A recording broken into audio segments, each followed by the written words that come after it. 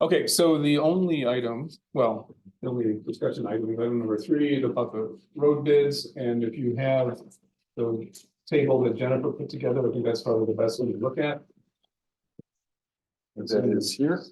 It's in the package, you know, but we look like I'm gonna see it on page 2. Yeah, it's on. Let's see.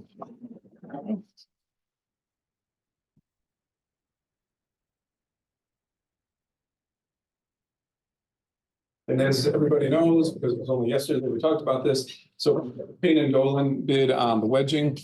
Both Scott and Farner bid on the entire list of roads. You can see the grand totals at the very bottom.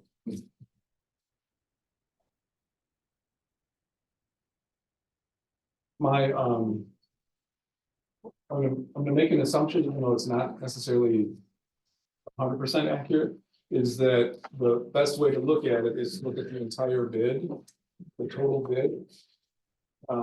Only because we don't know if there were discounts built into the entire, you know, doing all the roads or not. There are arguments that opposite of that, but I'm gonna suggest that that's probably the best way to look at it. Any discussion at all, or a motion? Make a motion that we have accepted these, that we accept these bids. I would, before we award, but do not award bids until we have financing that's exceeding the 140,000 in place, Would it be? or something to that effect.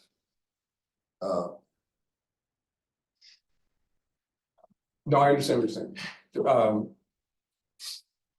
Well, then you can interpret that, or I can withdraw it right now. We can make a more cogent motion. If you withdraw for, if you withdraw, I withdraw it here. So I'm looking for a more cogent motion, but the discussion would be that this is the bid from Farner is a good bid.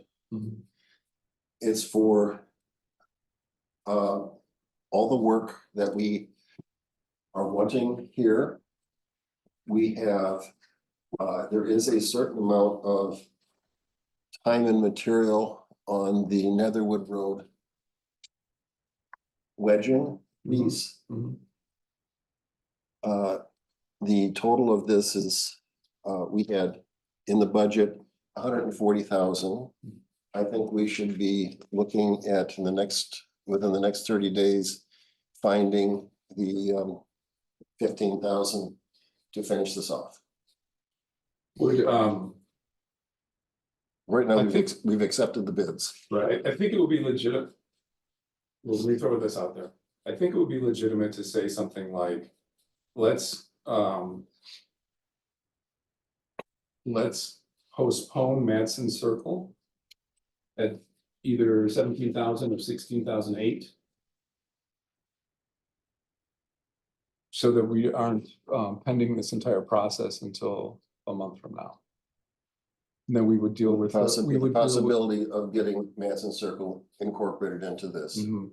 Just add that, generally, when we sign a contract, we're gonna sign a contract for all the roads, so I don't think that the companies are gonna mind if we wait till our meeting on May 15th, and then we have a cohesive.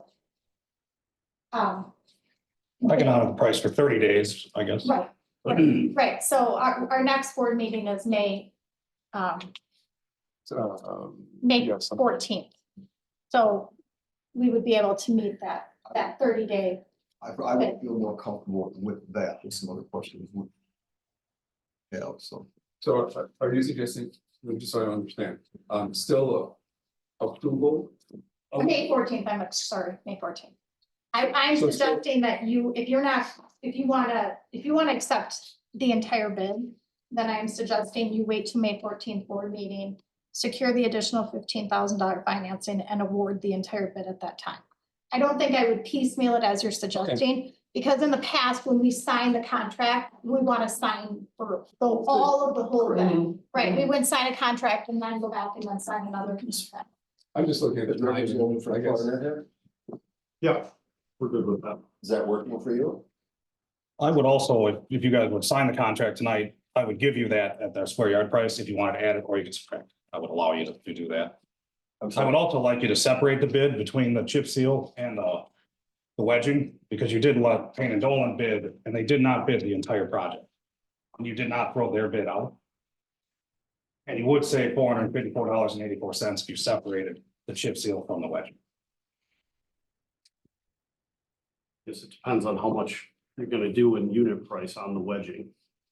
On the overall project, because we do have a lower unit price.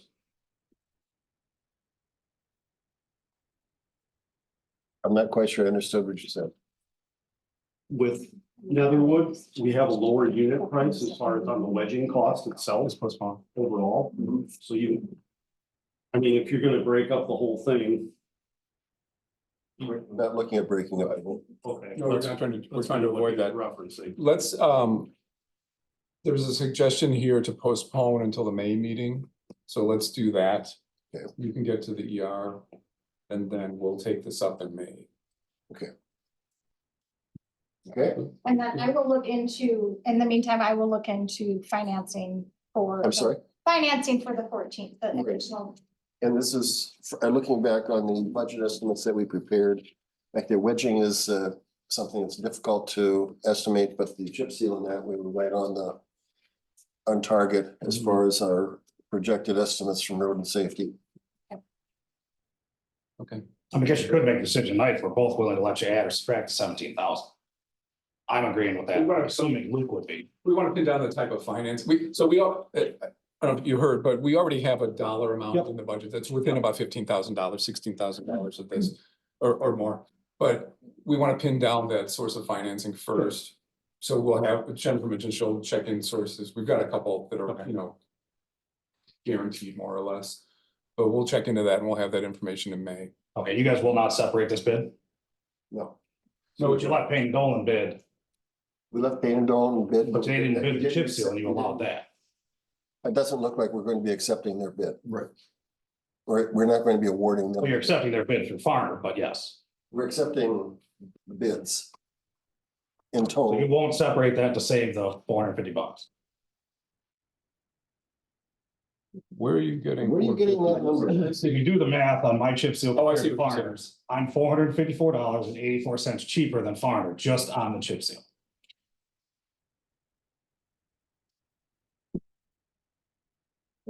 I can look into I can look into what the law requires, but I don't think that they require us to break apart bids. But I can look into it for the main meeting. Do you think you can't break apart bid? I'm gonna look into it. I'll ask the Wisconsin Council. So You guys can pick any road you want. You can pick and choose. I deal with this every day. no, we understand that, but we're trying not to pick and choose every road. Okay. We're trying to do the whole project. Okay. That's. If you guys just give me an answer tonight, if you're not gonna separate it, then I don't have to come to the meeting and I'll just watch this off as a loss. Hold off till May. Okay. Hold off till May, we need to discuss it more, we talked a little bit about separating or not separating, Okay. but I think we need to dig in a little bit more to it. Okay. What's either preferred or recommended or allowed. Yeah. That's another thing. Sure. So let's, I'm sorry to be. You could even break this down even further, go with me with the FA2 and go with Farner with the 3/8 because they were cheaper than that and give them the wedge. Can you see my red subtotals here? Gotcha. I'm doing exactly that. Okay. Yeah, so we just need to talk about Okay. But it seemed like you didn't know anything about the $455. it. No, I do see it now that you were talking, I do see it, like the 75,485 versus 75,939, so I've got that. All right, thank you. Yeah, absolutely, so we'll see you in May. Okay, thanks. Yeah, thank you. Oh, yep, Unanimous. without objection, we are adjourned. Town board meeting. That's it. Sorry, I'll miss out on all the fun. Yeah. Those will- Thank you, guys. Thank you. Sorry about that. Oh, sorry. Instead of just the present board members, or all of you get to go over, make motions in a second. I do want to make note of one agenda change. We're going to move item 13, Dane County Sheriff Report, up to underneath item 4.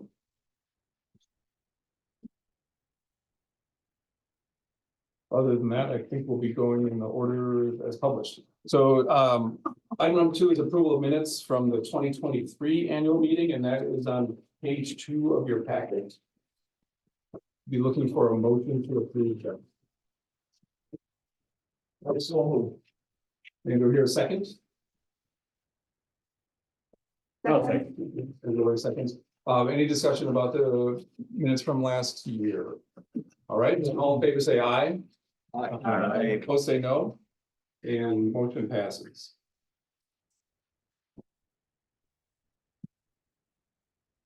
Item number 3 is mostly just informational. The default meeting date for annual meetings is the 3rd Tuesday of April, so the statutes would indicate then that April 15th, 2025 is the date. And we'll start at 6 p.m. next year also. And that's, there's a calendar page on, our calendar view on page 5.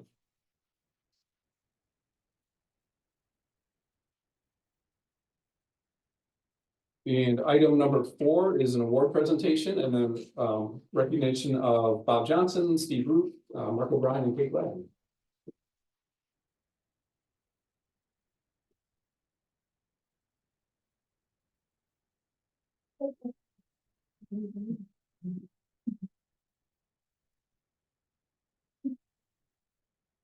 Oh. Bob Johnson, can you come out, please?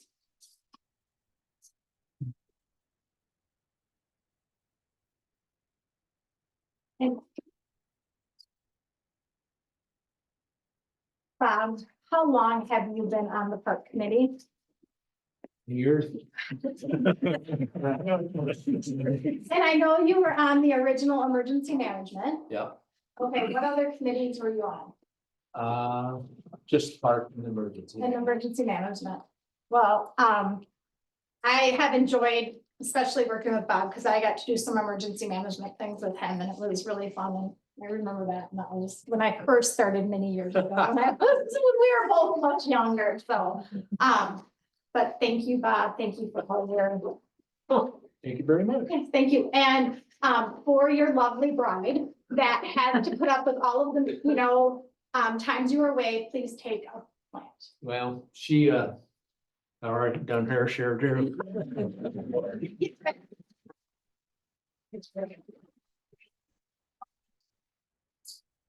And then Steve Rutt.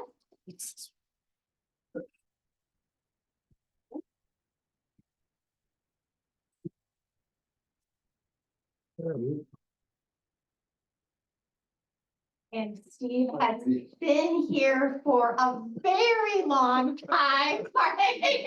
Okay, Steve, please tell us how long. Well, 40+ years. That's amazing. So ever since you brought your property, have you been involved in the town government? No, shortly afterward, there was a reason for that, but I won't go into it.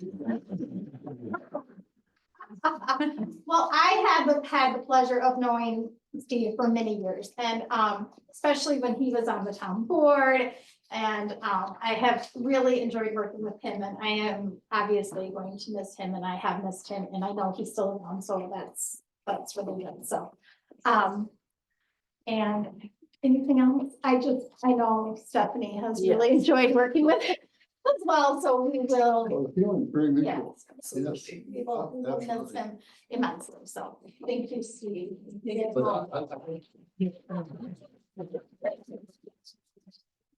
I'm gonna say this is for all the members of the park committee that served with me for the last 40+ years. And many of the citizens that lived around each and every park enjoyed their input also. And the town boards throughout the years that allowed us to do what we did in the parks. Thank you. Yes, thank you.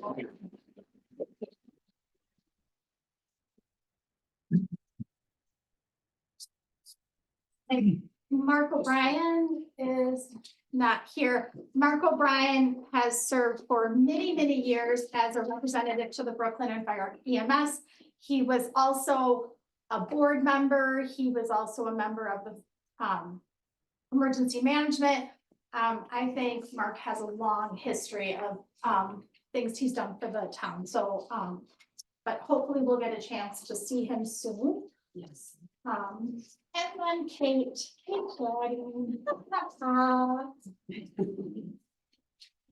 So Kate has been a park member. She is one of our poll workers. She's actually a chief inspector. She's done a lot of things and we will miss her immensely, obviously. So I will miss her immensely. A board member? Yes, sorry, board member. Whole chief inspector is most important too. Yeah. So, and I know Stephanie will miss working with you as well. And Yes, thank all you, of you kids. guys and the team. So.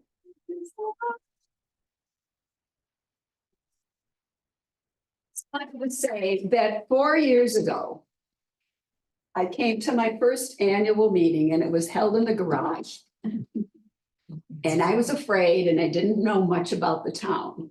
But I made the motion that we change from caucus to nomination papers.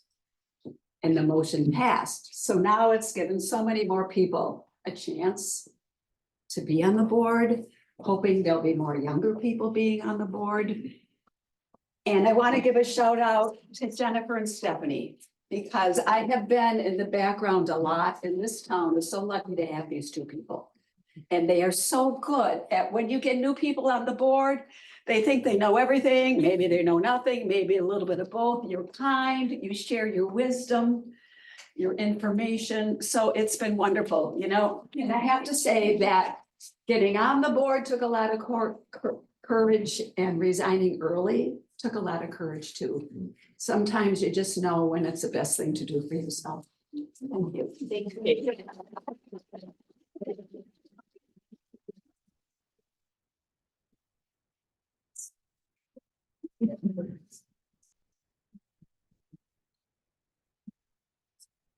I just want to add that I think like there's probably a combined 80 years that, yeah, of experience that's amazing. So thank you very much.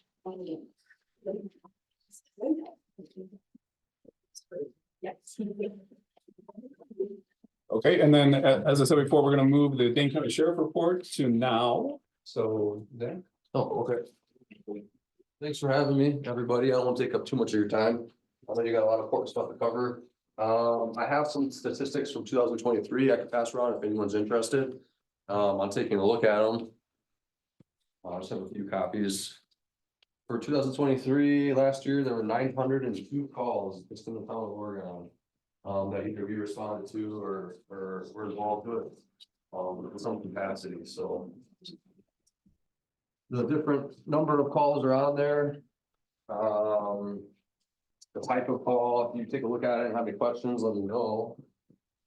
Nothing too outrageous or crazy. Town of Oregon's a nice little place to live, right? So. So, back there. Thanks. With the warmer weather coming up, just want to remind everyone to please lock their cars. Like especially at the dog parks and whatnot, that's this time of year we get a lot of break-ins. Typically, they don't go into locked vehicles unless there's something in plain sight, like purse, cell phone, wallet, things like that. So I just know we go to a lot of dog parks this time of year because people are forgetting to lock their vehicles and whatnot. Like I said, 900 calls last year. This year so far in the town of Oregon is 234. And for some reference, 2020, there was 813, 2021, 734, 2022, 832. So last year, we kind of blew by that a little bit. And this year looks like we're kind of projected to be around 800 maybe. And how things go, there's a lot of time left in the year still. And yeah. Anybody have any other questions regarding that stuff? I mean, no. Pretty explanatory, I have a question. So we have contract through you guys for a few extra hours per month.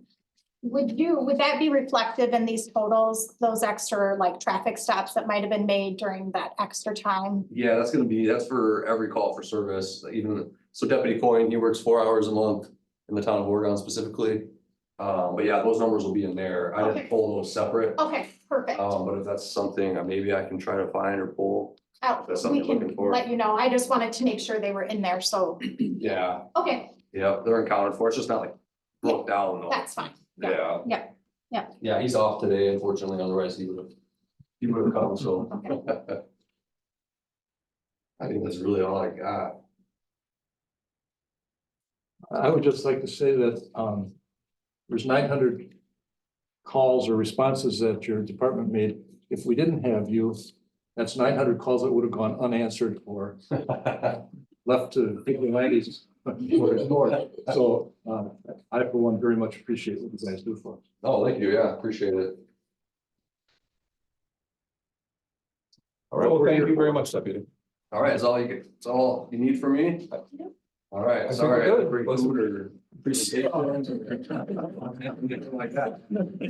I know. You might be here for a little while. You could probably run out and come back with food. Well, actually, for calling me. Oh, all right, well, everyone take care, okay? If you have any questions, feel free to reach out.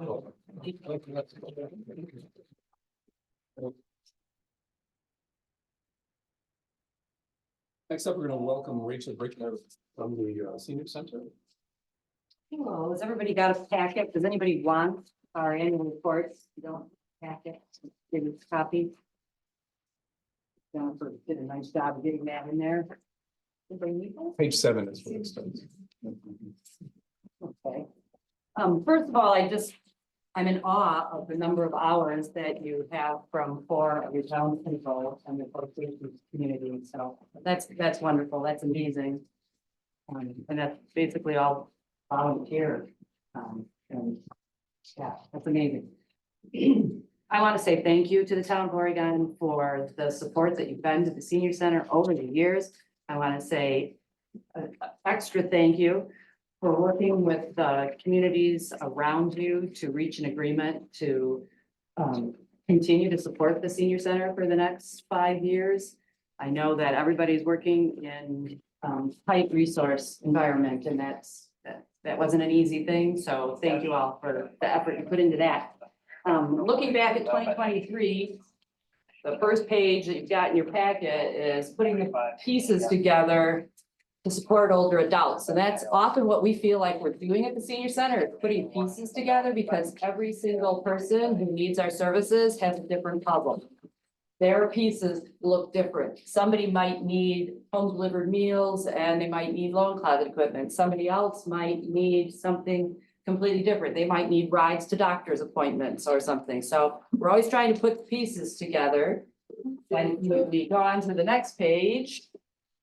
Our puzzle's put together and we've got some, that's page 3. Or no, that's page 2. You're right. I'm sorry. So you've got just some statistics there telling you some numbers about what different people use. We served 12,212 meals last year. I think that's a really interesting number, 12212, but easy to remember. But that's a lot of meals that are going out to older adults. And we couldn't do that without some of the 178 volunteers that we have. 4 meal routes go out of the senior center every day to deliver meals through our service area, which covers all of the town of Oregon, the town of Rutland, and the Dane County portion of the village of Brooklyn.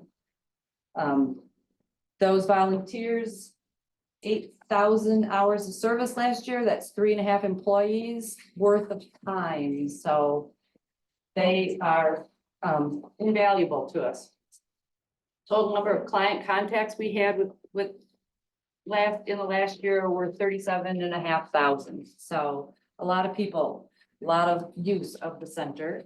On the next page, we look back at what has changed over the last 10 years. Everything just keeps going up, just like prices, right?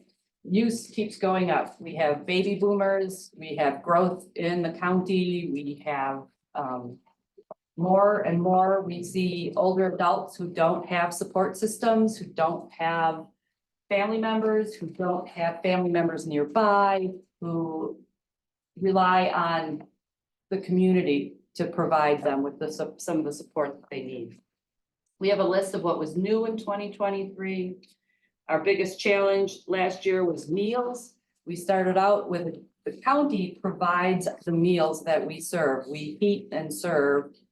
And they contracted with a caterer who only lasted 3 weeks and just pulled out and walked away. And so that left us scrambling. We never missed a day of getting food into people's hands, though. Things got put piecemeal back together, and finally in September, they got a new long-term caterer. And then at the end of the year, Ziggy's, who had offered meals at their restaurant on Thursdays at noontime, left. And that was the end of the restaurant program. So then we reabsorbed those meals back into the senior center. So meals were definitely our challenge last year. On the last page of the services summary, we have some results from our participant survey this year.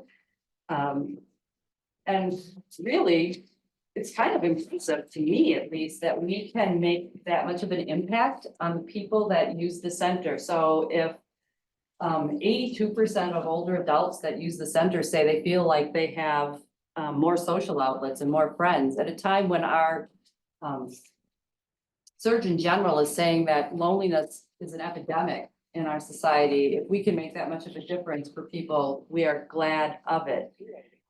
The second part of the participant surveys talks about how people feel about the center itself and the staff, and I am proud of the staff and glad to be able to say that those rankings all came in over 90%. People feel welcome, they feel like their needs are met, they feel like the staff treats them professionally, all those kinds of things.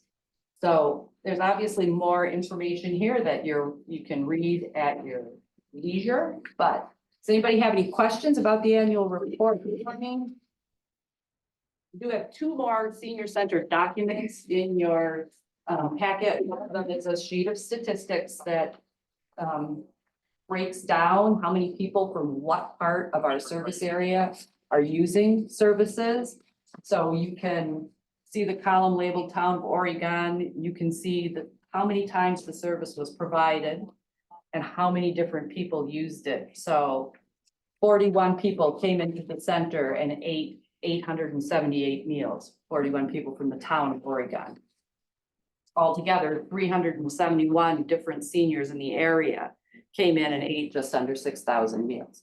So there's a variety of statistics there that you can look at. And then the last page is our current list of senior center services. What all is kind of available to people.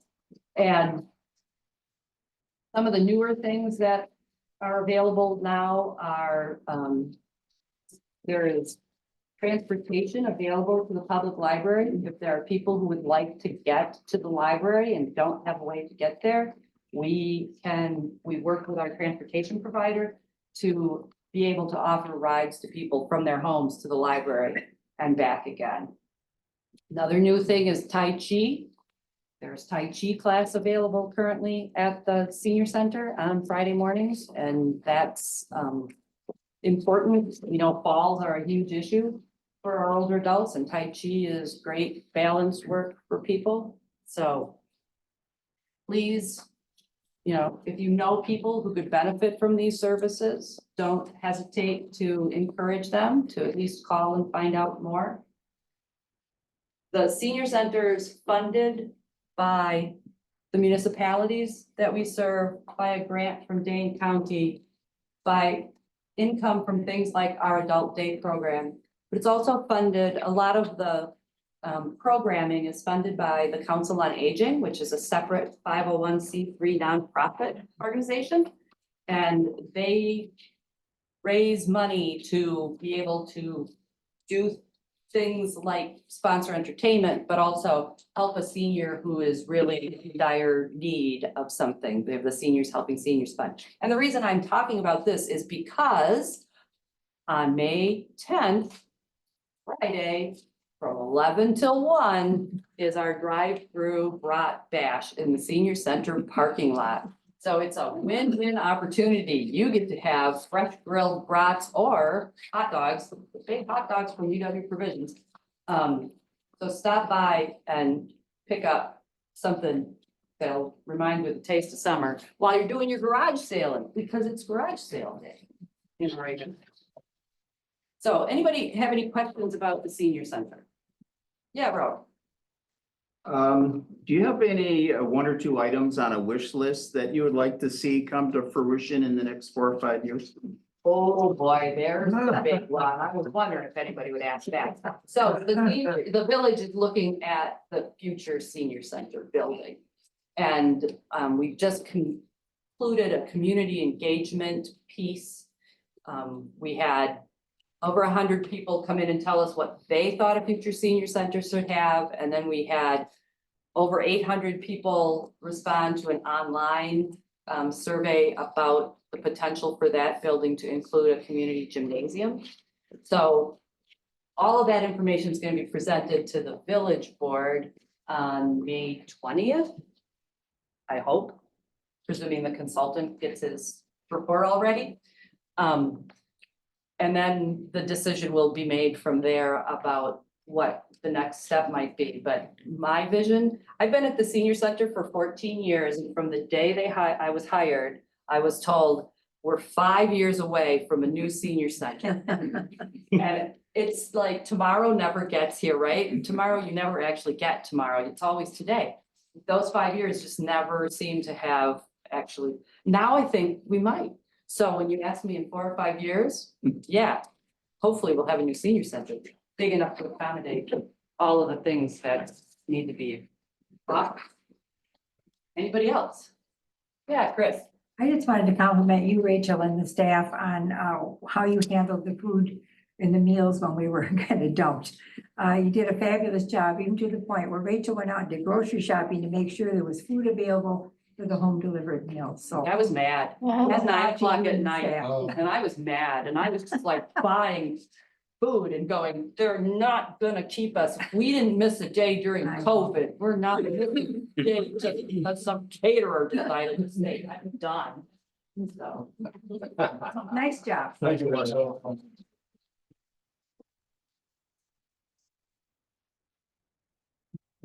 Next up is Chief Linsmeyer. Talk to us about the Oregon Area Fire and EMS. Thank you, Town of Oregon Board and residents of Town of Oregon. Everybody's wondering if I'm gonna take the long version or the short version tonight. So we'll take the short version just because we've got 3 other townships or 2 other townships that go to the IGNI. So this is the first of 3. So Rutland thinks we're gonna be there around 6:30 and it's gotta be close 6:30 someplace, right? So we're pretty close. But I did pass along, again, first and foremost, probably the biggest thing that I want to tell the folks here, residents of the town of Oregon and also the board is thank you for being part of the Oregon Fire District. You are our 2nd largest contributor to the operation down there.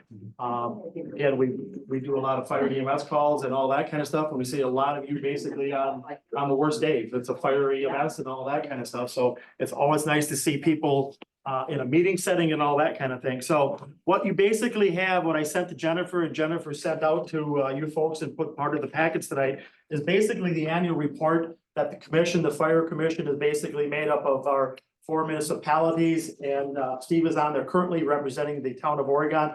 Basically, that group oversees the fire department on a monthly basis, that kind of thing. And what we've tried to do over the years is just kind of take a snapshot of what's going on. And it's a small little business. People don't realize what that fire district is and on the amount of money that we have and the calls and everything else that goes on there. But that's basically a small business. It's a little bit over $2 million, as Jennifer pointed out. And the synopsis of basically the overview of tonight's meeting, that kind of stuff. So you're contributing part of that and the revenue and all that kind of stuff. Like I said, you guys are the 2nd largest ones basically there. Going through this, going through this annual report, I'll just hit a few different pages and by all means, I'll take questions anywhere. You can call me anytime. We can follow up on things, but what really people want to look at is basically, I'll start with this budget page and that's basically page number 7. That went flying away. But basically, you can kind of see where the budgets have been. Thank you. where the budgets have been over the years, and basically, again, this last year, we're about $2.4 million. And it will be continuing to grow. I mean, there is just, as Rachel put it, as anything with fire and EMS related, costs just continue to escalate. And our biggest factor that drive all this stuff is basically the men and women that work for us. Not the Gene Bermans, not the Glenn Linsmarks, but the whole combination of the 50 men and women that we have at that place to be able to make the call volume, to be able to make the fire and EMS runs, everything that we do in each and every day. So basically, if you then skip to page number 11, basically the response status from last year basically is the call volume. If you look at those things, Little Oregon, little fire district that we are with 44 square miles, 3 townships in the village of Oregon.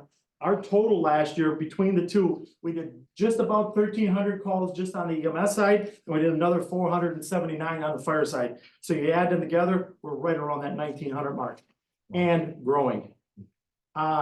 Just about every month for at least the last 2 years now, we do at least 100 EMS calls a month, at least 100 times. Both ambulances, a lot of times are on the road, gone, transporting. We got about a 45-minute transport. If you think back to the U, back to Oregon and all that kind of stuff, road construction in there. So there's a lot of times those vehicles are basically tied up different places and all that kind of stuff. So we're getting used to running at least 2 calls, and a lot of times on top of that, we'll get the 3rd call, might be a whatever it might be. We got to bring some outside resources in to make that happen with our EMS partners around the area. That next page on page number 11 is basically, again, just a breakdown of what we've done, different places. It kind of tells you where we've done, what we've where we've had EMS calls, some fire calls, some larger fires we've had. Loss of life over in Monona. We had the fatality over there last spring, basically on a big apartment building. I think it was in the month of May, where we were those folks for quite a morning, kind of a snapshot there, a picture of that big building up on Owen Avenue, that kind of stuff. But it's just one of the, keep in mind, this year, I'll put a plug in there, this year, August 25th to be exact, you guys will all be invited to town residents day. The fire department side of the Oregon Area Fire and EMS District is 130 years old. So Gene and others, and by the way, I got a plug, Gene's know where I'm going with this, he doesn't like to hear this, but it's gonna be said. Gene's got 50 years in this August in the fire department. 50 years, that's a lot, and most of those years were volunteer years. So probably about 10 years ago, maybe a little bit more than that, they started to pay their people and all that kind of stuff prior to my time coming in Oregon, but he's got 50 years in the department, so he has seen this change a lot and all the above, so hats off to him and all the other people that were there. That next page basically, again, is our EMS responses. It kind of covers the chief complaints and all that kind of stuff. Rachel and I look at this a lot, basically. And again, our biggest thing is falls, people falling down. So wherever you can get some resources from the senior center and others, but the number one thing that we went on last year, if you looked at it, was falls. And of that, it looks like 200, if I look right in the bifocal line, about 225 calls. 225 calls of that 1,400 or so, or 1,300 in EMS that were basically fall related, that kind of stuff. Every year we do a lot of different things. We've got the 2% dues that's funneled back through all of our municipal partners, all that kind of stuff. We do inspections on all the commercial buildings and all that kind of thing. We do a lot of outreach, public education and all that kind of thing. We talk about contacts. So when I say contacts, where we actually have contact with an individual or where we might do an inspection, or we might do a public education thing, or we might have an incident, an accident, whatever it might be. Last year, we put that up to about 8,400 different people that we talked to in a calendar year. And if you think about that and divide that by 365 days in a year, you can figure about how many contacts we have each and every day with our men and women. On a daily basis, that fire department down here right now, we have usually someplace between 4 and 6 people down at the fire station that's ready to respond wherever we need to go inside the fire district. So it has really changed. Of that group, we currently have 7 full-time people. Those 7 people rotate, and then all the rest of the people are part-time. So Gene is part-time. We've got all kinds of members that are part-time. The biggest thing, like the Village of Oregon, again, I'm jumping ahead in some different areas, but you ask the needs and what we have is basically paying our men and women basically competitive wages to keep them in Oregon instead of other places around the fire and EMS arena. And just trying to house them and keep them there and keep them active and all that kind of stuff. So money and personnel is basically our biggest our biggest issues for the future. Any questions so far? I will then highlight basically page number 16. A year ago, February last year, we basically went to the paramedic. You've probably seen that we have some paramedics on our ambulances where we're doing drug assisted airways. We're doing a lot of different narcotics and different things for cardiac, all that kind of stuff. It's just, again, another layer of basically being able to help people before they get to a hospital with that 1 hour transportation and all that kind of thing. That was basically a goal of mine back in 16 when they brought me on board here in Oregon, and we worked through it. COVID put us back a little bit, but I can say we successfully have done that. Training hours, you can kind of see the training hours on page 17. Again, 7,000 training hours, 50 people. You start thinking about it every day. We have people that come and work for us. There's always something going on the fire EMS avenue that's happening, that kind of stuff. Let's get down to really serious business where the town's money goes, that kind of stuff. On page 18, capital purchases, a lot of the stuff that was purchased in the last year or so.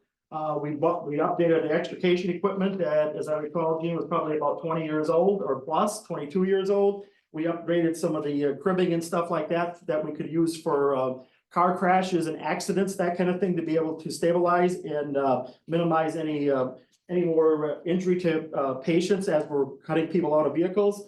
And then the huge upgrade, which was a couple $100,000, as I recall, was the upgrade to the Motorola radios. Basically, every truck has got 2 radios, and again, we got multiple channels that we work off of. We work off of a response channel and also a response and a working channel on the scene, operational channel, that kind of stuff.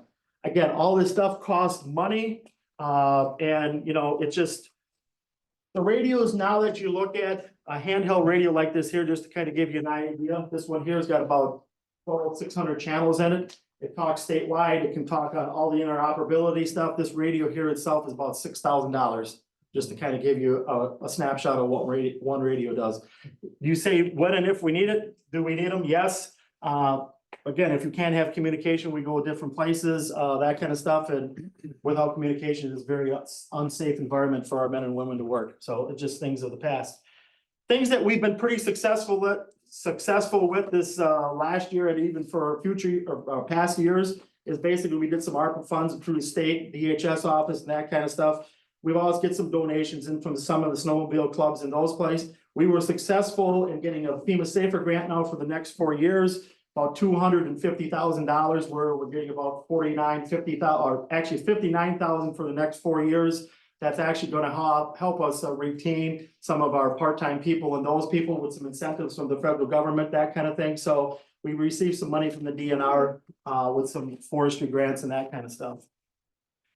Everybody's always, talking about the future, you hear the future and what's going to happen and all that kind of stuff. There's just a lot of unknowns and all that kind of stuff. Page number 20. At some point, like it or not, maybe not with me, but at some point, something's going to have to be done with the current fire station that you're in. You got a 22-year-old building that's pretty well new on that, or 23-year-old building. And then you got about an 80-year-old fire apparatus bay and stuff of that nature. That's on the old part. That's going to need some serious upgrade and some infrastructure and probably some additional future needs and all that kind of stuff.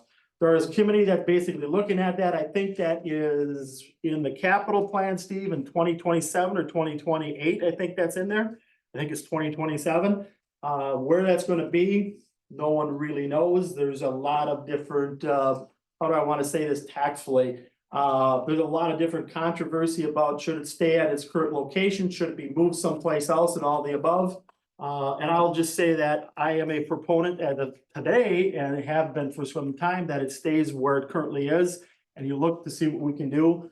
You got the schools there, and you got a bunch of other things. And then I think we got some other folks that think that it probably should be moved at some other location and some other different complex and all the above. So again, Glenn won't live forever. Glenn can only give you some ideas what he thinks this day and age, and try to plan out for the next 20, 40 years, that kind of thing. But them are just things that we will be working through in the next years, put it that way, if you know what I mean. Questions. I will take questions. And like I say, I could talk fire and EMS all night, but we will cut it short. Chair, any questions for me? we're good. I think you're late also. Probably so, that's all right.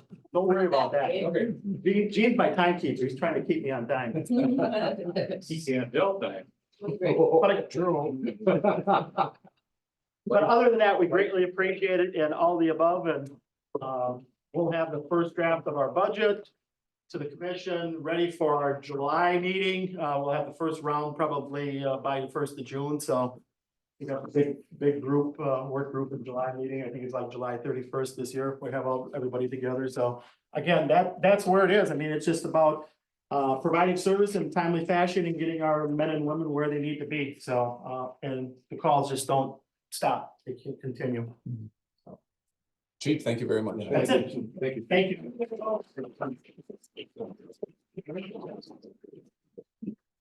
You do that.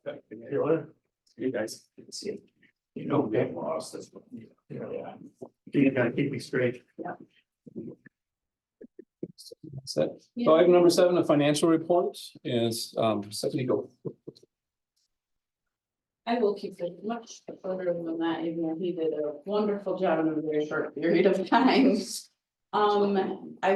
We do have the account balances on page 34, and I'll just go over, I'm not gonna read all of them to you, but just go over some of the highlights here. And that is that we've been keeping checking balances low. That's our main checking account that pays for our day-to-days and month-to-months and years-to-years. Because the interest earned right now is beautiful in our other accounts. It's up over 5%. So by keeping that low, we're able to keep it we're holding it in other accounts as opposed to constantly having a couple $100,000 in that. So with that said, the general tax account ebbs and flows. That's every year. It's the same because we collect taxes in 22, or we collect taxes in December, and then we collect taxes in January. So when you see those, they never really match up. They're always different. Or not close to each other, I should say. And then with the LGIP, the LGIP, which is the local government investment pool account, that is another holding account. That is where the American Rescue Plan Act ARPA funds that were received in 2021 and 2022 were transferred and expended out of that. So there's a difference between 2022 and 2023's amounts. That's why there is a major difference in there.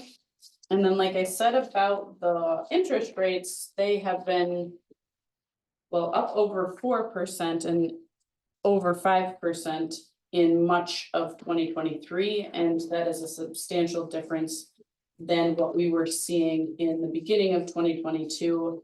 And in 2021, there were some times when that interest rate wasn't even 1% return. So it's definitely a big difference. Another little note is that the town partnered with Allpaid to accept online payments, and this will allow for online credit card payments for property taxes and permits and hopefully some other things as well, jog licenses or something like that as well. And that the fees are transferred directly to the payor, and the payee, i.e. the town, does not have to pay for that feature. The feature will go live in May of 2024. State Bank of Cross Plains and Monona Bank, they merged in the spring of 2023. There's nothing really notable about that, except for that they are under the new name Lake Ridge Bank, and it was a successful transition with zero negative impact. Everything's been positive ever since. And a little note from myself is that I would like to extend our appreciation, I know from staff, to the taxpayers for their patience as we were under construction in the midst of collecting taxes this year.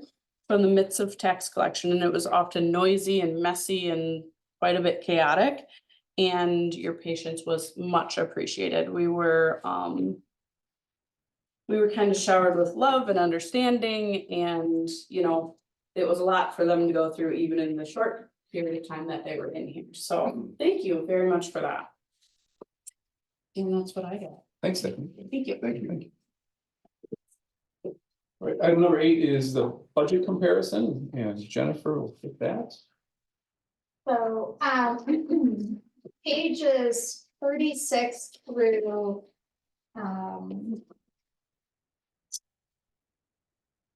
well, 39, but 39 is blank, is all the actual line item, the budget line items that you can look at. I'm just gonna highlight a few things. In 2023, we saw a decrease in the number of zoning permits. I can't explain why, that's just something that happened. Obviously, we had a decrease in the number of punch cards sold because we ended up moving to curbside. Obviously, as Stephanie said, we had a higher than anticipated interest income. We had equipment, there was a shortage of equipment. So in 2021, the board had approved to buy a new parks truck and a new mower. Because of that shortage of equipment that didn't come in until 2023. So we had a sale of a parks truck and then another purchase was an in-loader.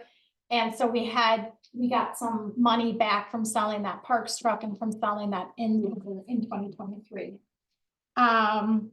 As Glenn was talking about, the capital equipment for Oregon Fire and EMS, we borrow for that. Our portion of that this year was $81,378, so we borrowed for that. And then there was a $365,000 loan this year that replaced a loan that was going to expire, and that is covering the road work that Alpine Road.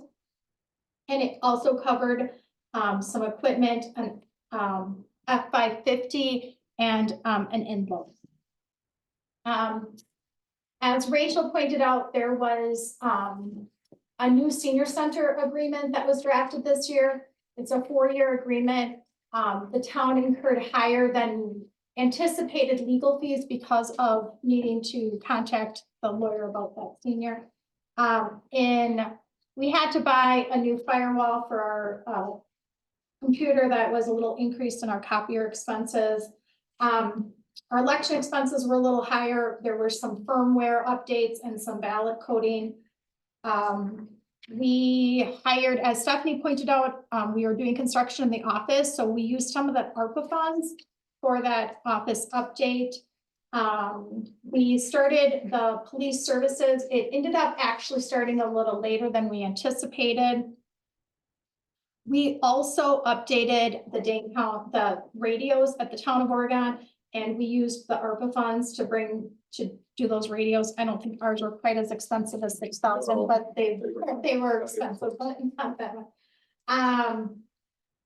We had a weird winter, so the salt that we purchased in 2023 was a little less, but then we ended up having to purchase that in 2024, so our salt looks a little odd for what we budgeted and what we actually took in.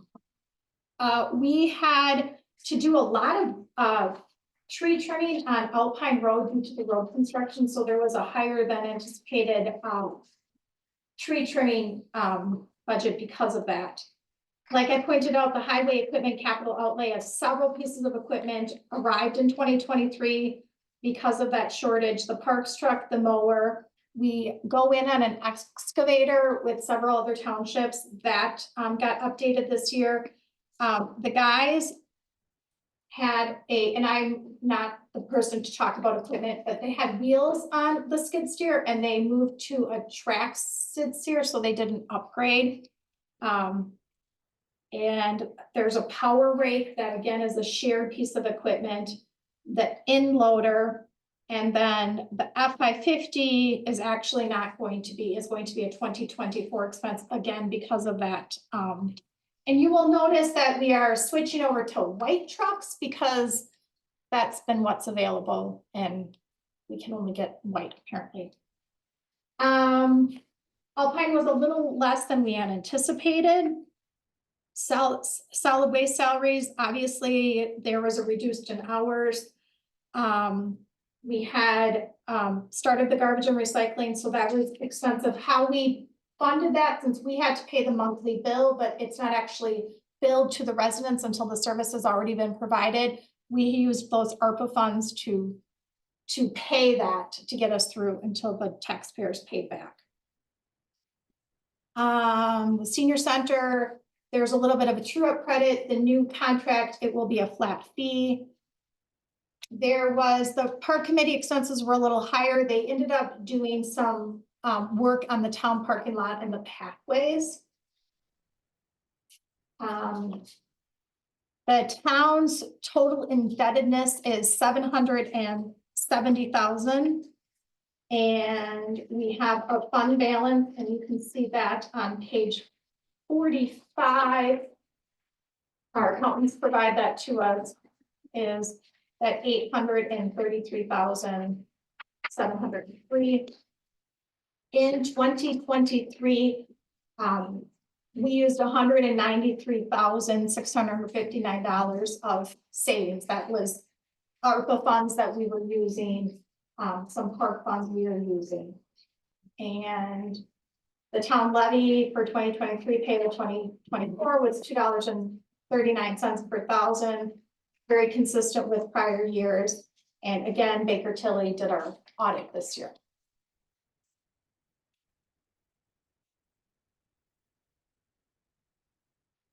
Any questions? Arlen? Arlen Christensen, how come our legal fees got out of hand? That was the senior center, we hired the attorney to help us with the agreement for the senior center. So that was that. That cost you 13,000? Yep. It did, it was a long negotiation. Any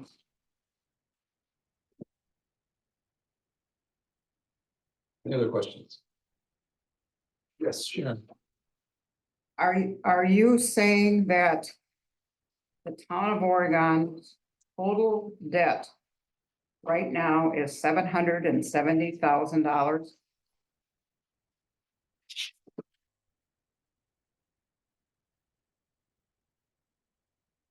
Well, so that was end of 2023. I guess I don't know what it is now. Yes, that is what I'm saying.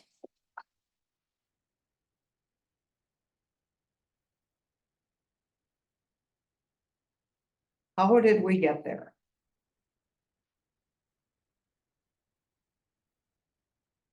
Do we have like a trend over the last couple of years? You can, yeah. Oh, just right there. I mean, you started the year with 673. So like if you look at page. Where's 42? I guess it's under my stapler. If you look on page 42, we borrow for like the OPED capital equipment in 2022. It was $47,000 that we had, and then in 2023, they asked for 81,000. So almost double just in the in equipment asked from OPED. So that's, you know, that's one reason why you'll see that increase from 22 to 23.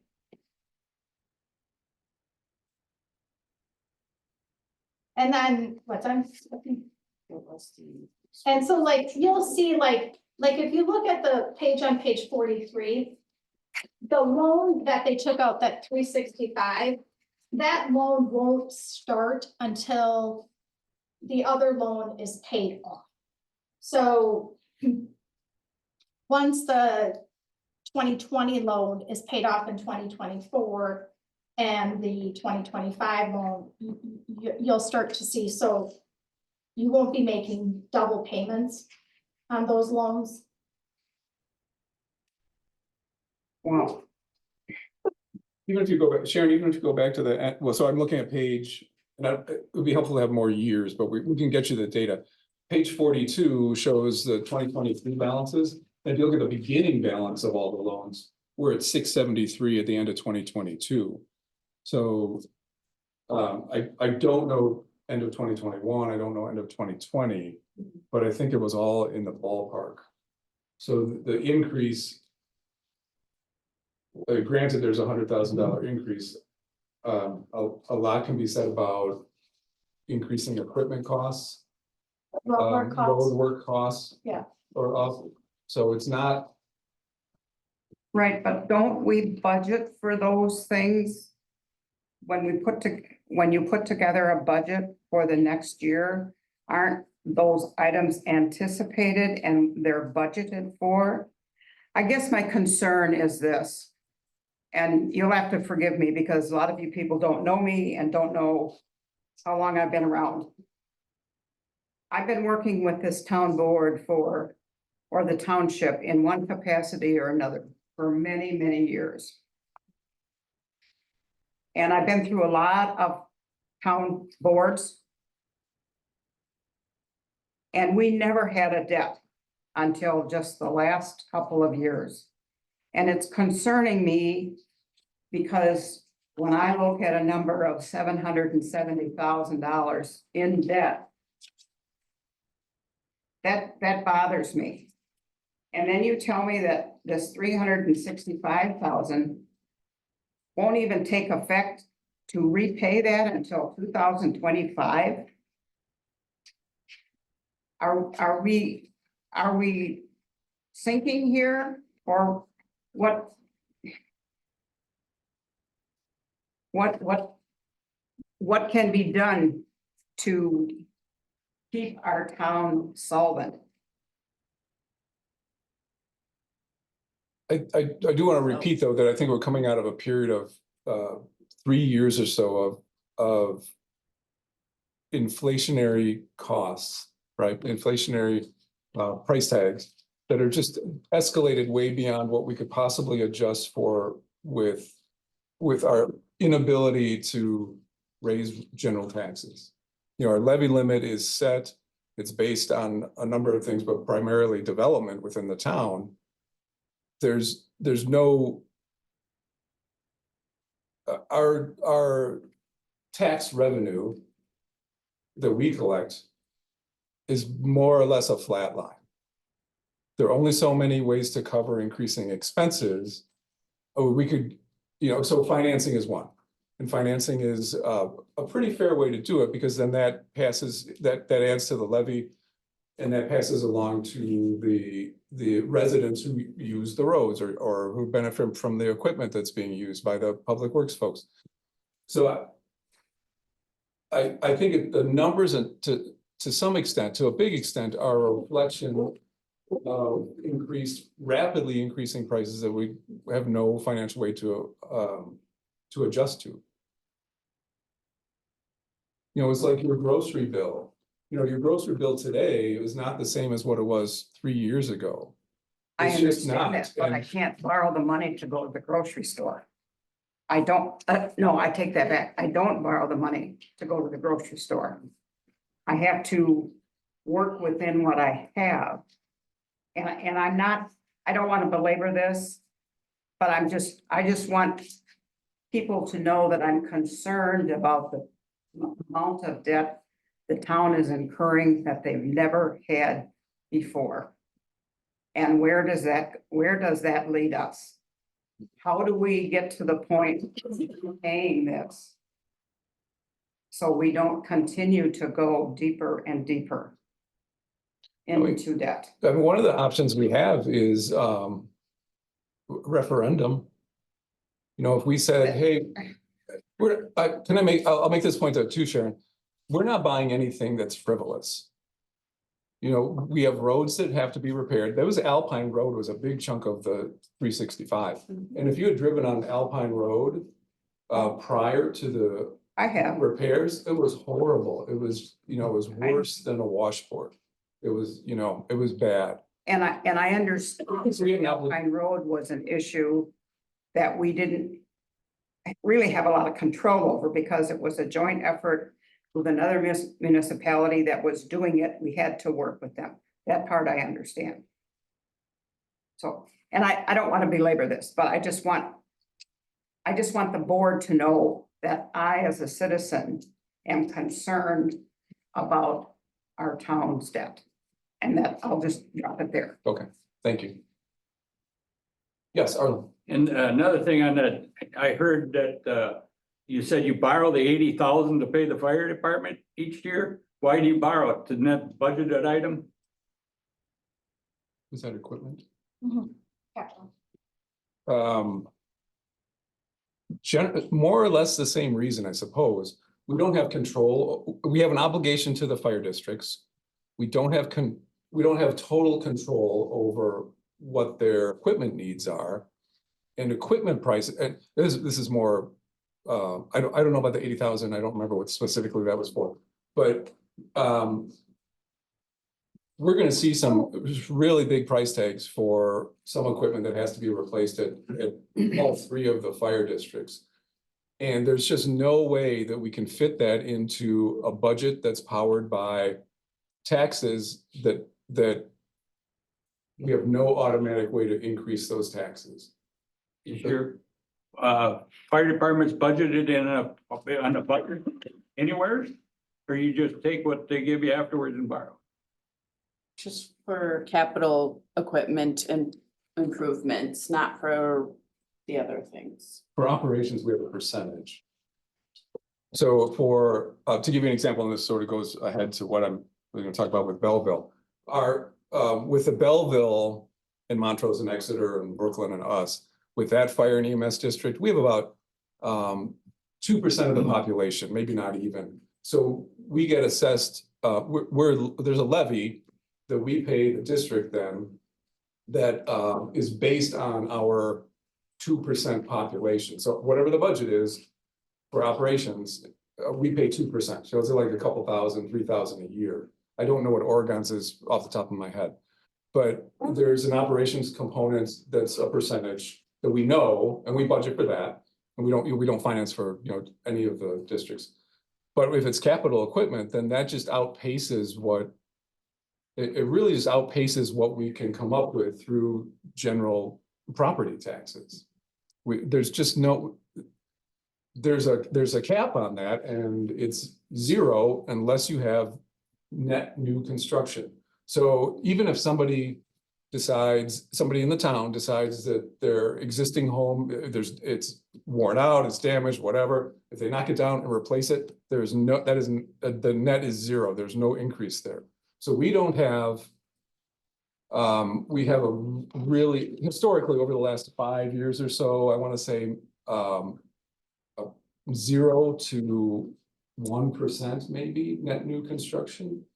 It's a small number. So which is,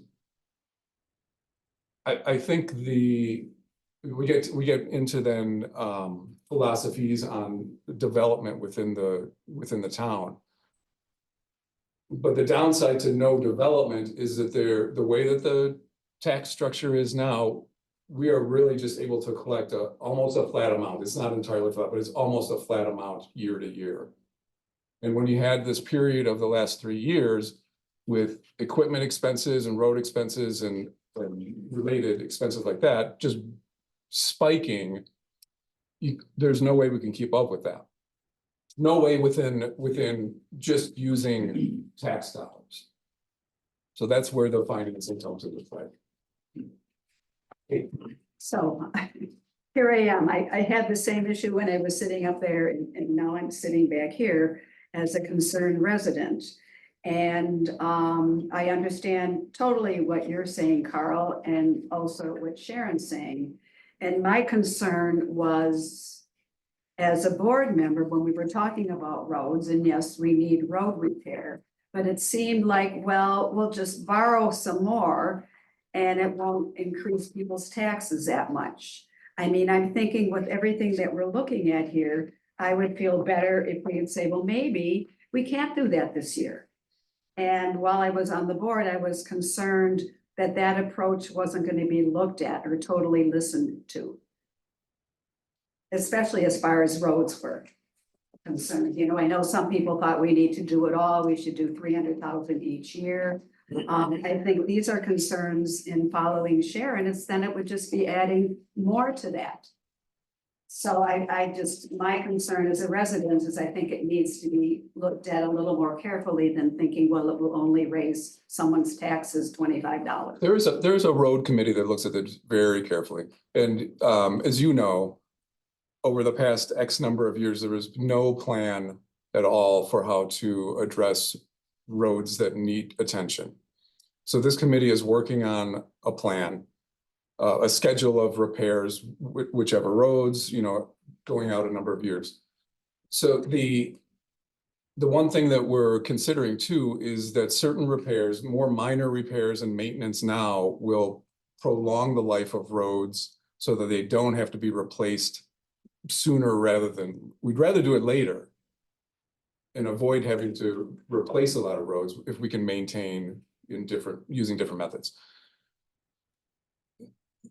The road work by itself is probably the major expense for the town as far as I know.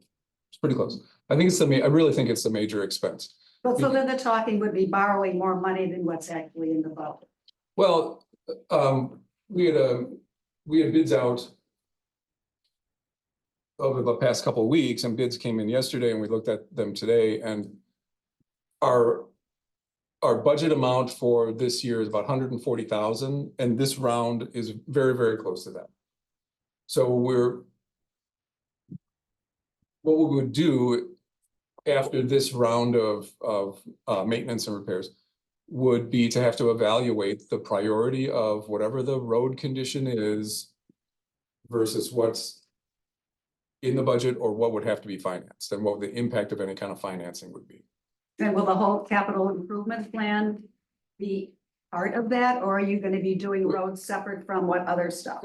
No, on the capital improvement plan, it'll be a combination of equipment, facilities, roads, so it'll all be together. So, and again, that's another report, as you know, that didn't exist over a decade or so. You know, in the past, so we're starting off with we were handed zero analysis, more or less. And we're trying to catch up, and we're trying to make sure that we stay on top of whatever schedules we come up with. And those schedules are based on levels of service, more or less, you know, quality of roads. You know, we had an issue on Marie where there was some damage because of runoff, and you know, things come up where you have to take care of it. You can't say, oh, we're gonna do anything with Marie until 2028, so we can't do it now. Things come up.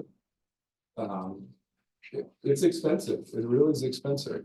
But every one of us on the board has an awareness that it affects people's tax bills.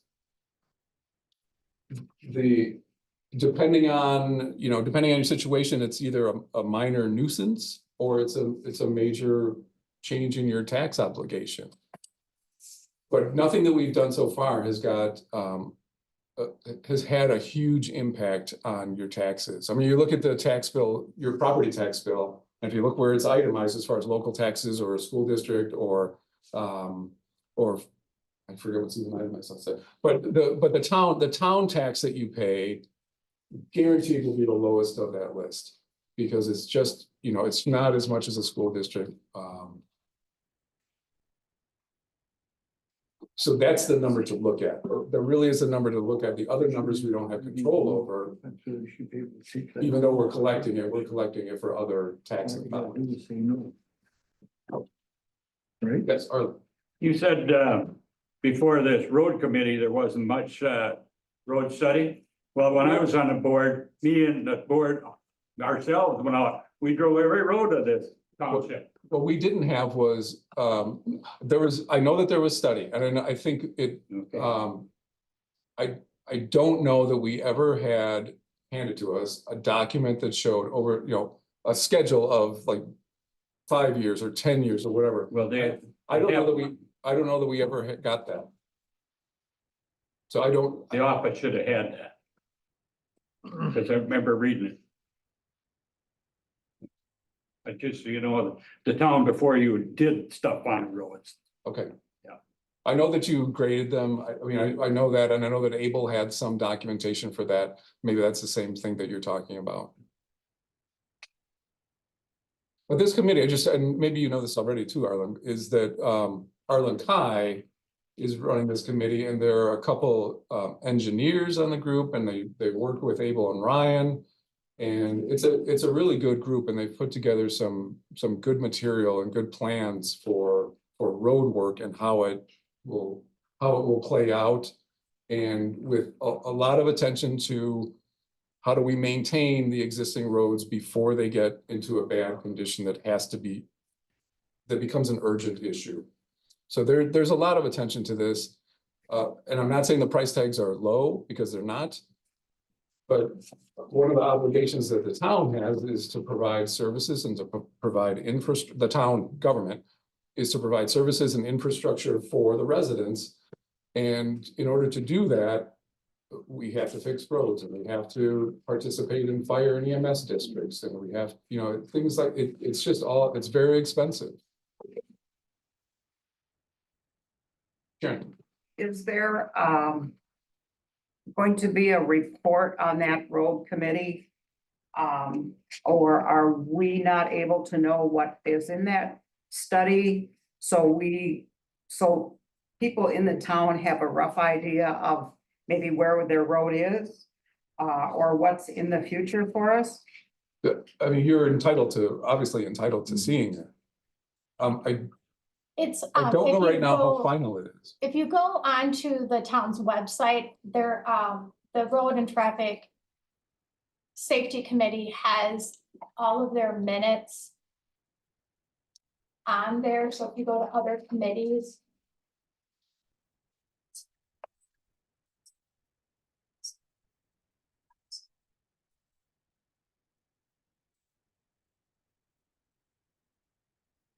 You'll find like their packets are on here, which will include the minutes. And you can follow along and you can read what they're talking about. They talk about a variety of things. They just recently did a study or did a survey on Echo Valley. So they do lots of things, but yes, you can follow along. They did do, I can't remember the date of the meeting, where they had talked about the 5-year road plan. Anybody remember the date of the meeting? So I don't think that there's a separate report yet, because it's. Okay, but I It's part can't of the find the meeting, yeah. information, or not myself per se, but any person that is interested can go to the website and find that information. From that Definitely. committee. Yeah. Yeah, Yeah. definitely. I think what we should do, though, the committee should break that out into a document so that we can post that separately. Well, I didn't know if it was gonna be part of the annual report or the annual meeting where they reported on what they did or whatever. But that's fine, as long as I know I can read it, and if somebody asks me, I can say, this is where you have to go to get the information. I want to say that we're treating their plan as a draft at this point. Because the entire thing hasn't come before the board.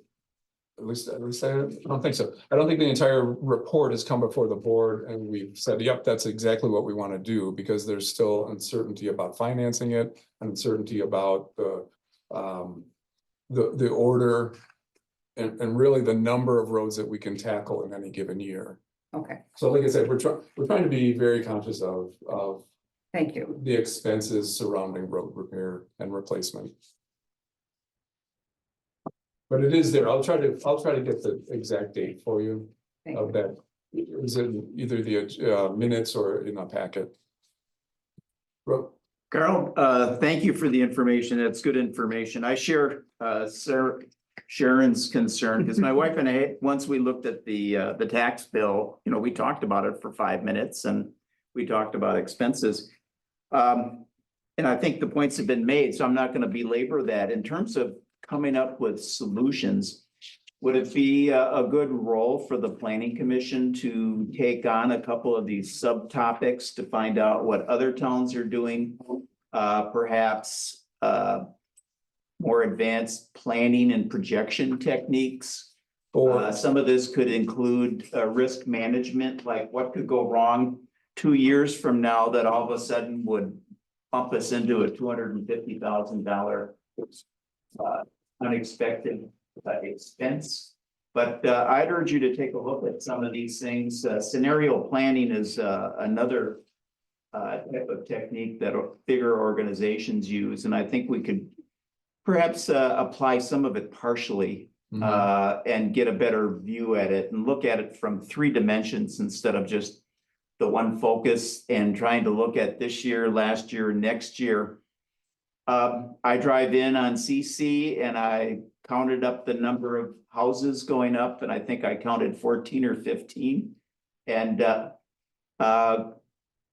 growth and development, I've always predicted it's coming our way up CC and coming westward. And I just wonder, how does that affect us? I know there's zoning and all sorts of side issues and stuff, but keep plugging away at this, because I think these are important things and we need to be prepared somewhat. Can I piggyback on, this issue is statewide and I think it's nationwide. This struggle to find enough money out of the tax base. We are not alone. The city of Madison is struggling. You know that the village is charging people for streetlights and wheel taxes. So that's one way people try to raise a little more revenue. Just on a minor example in our township, we have a triathlon that runs through our township. And last year, when this came up, somehow it was mentioned, I was at the meeting, maybe we should charge a permit to have an event like that. I mean, that's not a huge amount of money, but everybody, I think, for me, I take solace in the fact that families struggle with this, every little community. We heard Chief Linsmeyer talk about one of their big struggles is to just find enough money to pay their staff on the village fire. All the fire and EMS districts around the state are struggling. Some of them are having to close up shop altogether. So we're all in this boat. And I do think the board tries very hard, but to try to do all the things that we are required to do with the no growth basic premise. And to your point about the development, do keep in mind that our edges are annexed to the village. Those new houses you're seeing, that's benefiting the village's tax base, not ours. So those are some of the things we struggle with. And it is a big job. And whenever I talk to people about the town board, whenever I meet someone, I say, seriously, look at what's going on. And if you're, get involved and be part of the solution. And I think we all have to really work with it and communicate with each other. So that's my piece. Great, thank you. Any other questions? Budget, expenses, anything like that? I would add to that, as Glenn kind of alluded to the end, that I would assume with our tax base being the same, because we can't due to levy limit restrictions, we will be paying upwards of $25,000 to $30,000 more in the 2025 operating budget for employee salaries for the Oregon Fire Department. So that money will have to come from some different budget line item in the town budget. So I anticipate there even being a bigger struggle going into budget. Yep. And I think that's because their staff is so underpaid that they have to bring it up, and that's the year they're doing it, so. Yeah. All right, moving on to the next item is the oath of office. Arlen obviously isn't here, so we'll catch him later, but Lori. Want to stay in trouble? Yeah.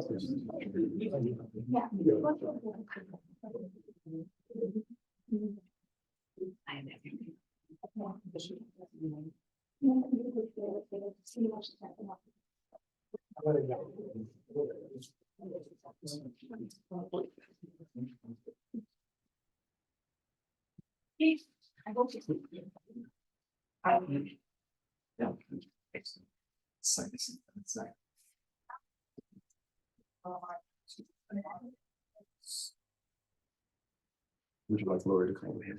Yeah, Stephanie's just gonna, our book is actually kind of buried in the room, so Stephanie's just gonna print the oath of office for you, because we tried to get in there and it's a little bit of a maze to get it.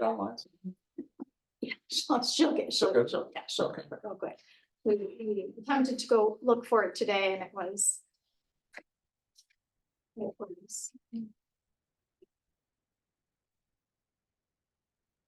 Yeah, do you wanna just? We can jump in. Yeah, wanna just jump ahead and we'll come back Oh, to. come doing back it. to Yeah, Yeah, let's do that, sorry. yeah, okay. Number 10 is mine, to talk about Belleville Fire and EMS, and I did a little bit already. I only have a couple other points to make.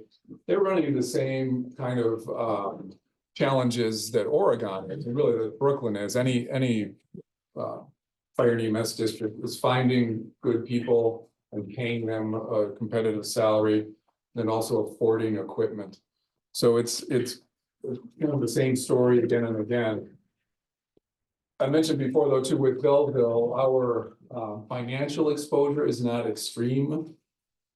You know, on the operational expenses, we're at about 2%. I think it even went down this year compared to last year. There are, I think 30 households, about 63, 65 people from the town in the Belleville Fire District. So again, I think the entire district has got maybe just short of 6,000 people in it. So the Belleville EMS team is finally, I think, settled into, there was some, during 2023, there were some personnel changes at the chief level, at the EMS chief level. They hired in, actually a former, who they hired in was an Oregon fired EMS employee. So he started, I think, at the very tail end of 2023. You know, that's working out well. And so I think we'll be able to move away from really intense attention to turnover, especially at the chief level, because it took up probably the better part of a year to find somebody that worked well in that position. And that's about it for Belleville. Want to go back to Lori, or do you want me to ask Steve? Go ahead. Do you wanna do it, Lori? Or is she gonna do it?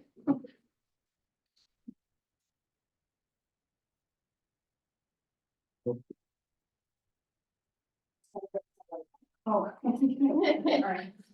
Okay. I, Lori Fitzgerald. Hi, Lori Fitzgerald. Have been elected to the office of Town Board Supervisor, but have not yet entered upon the duties thereof. Swear that I will support the Constitution of the United States and the Constitution of the State of Wisconsin, and will faithfully discharge the duties of said office to the best of my ability, so help me God. I do. Thank you. And then can you just sign it?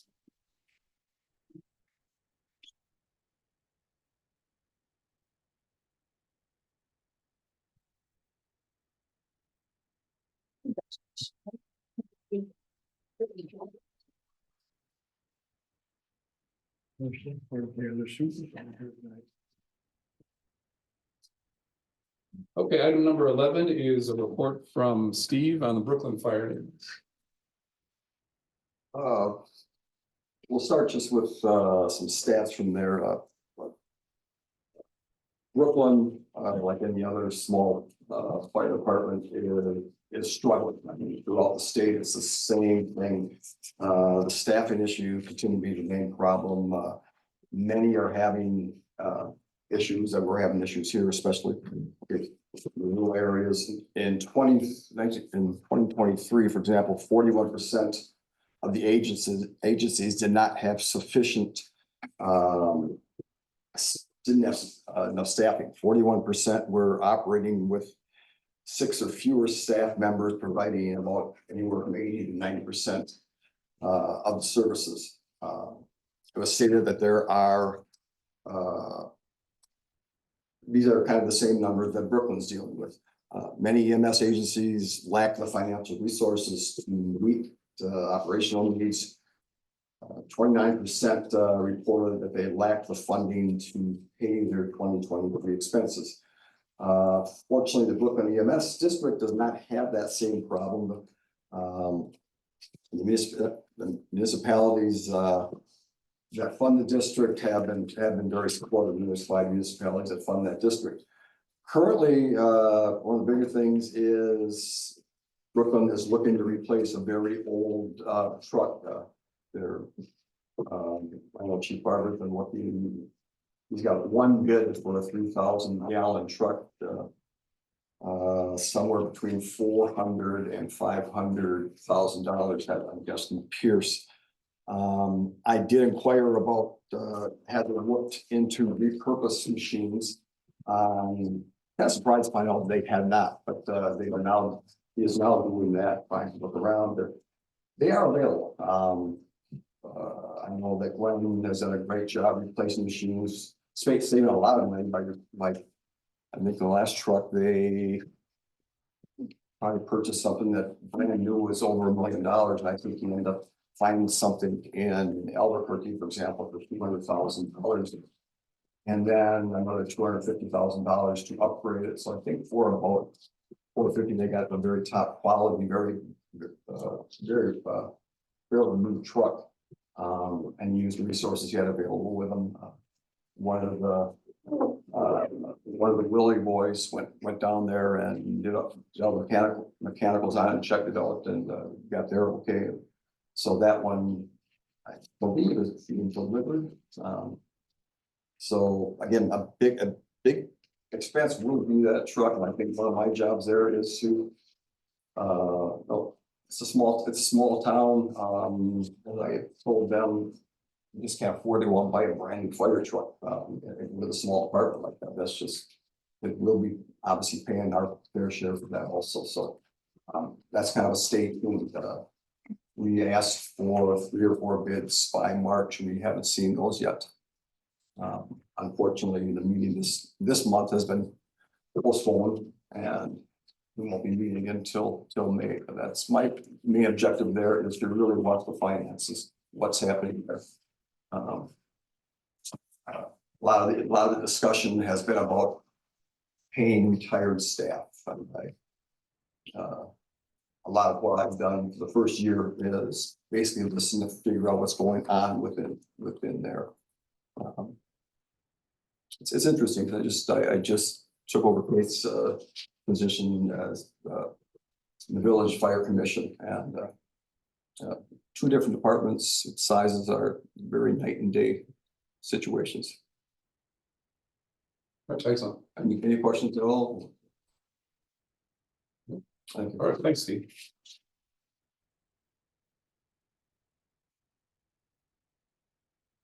Next up, Roe. Where'd you go? Oh, you moved around.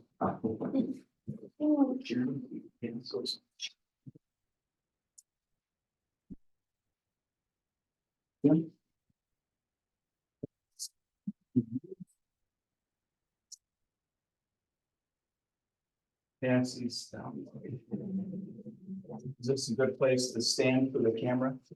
That's fine. Or a different Podium, or it's up to you. Thank you very much for an opportunity to be here tonight. Roe Parker. I'm with Anderson Park Friends, longtime town of Oregon resident since 1991. The first thing I'd like to say is thank you to the town board, the current board, as well as the prior members like Arlen, Wayne Ace, Steve Brutt. We've been in existence for about 10 years trying to develop Anderson Farm County Park.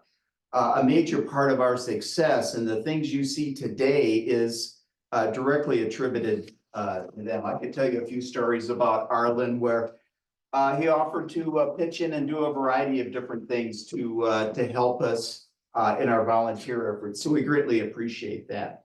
The other thing, as I sat here tonight listening to the discussions, all important discussions for our community, I wish that Glenn was still here, because I'd like to personally thank him.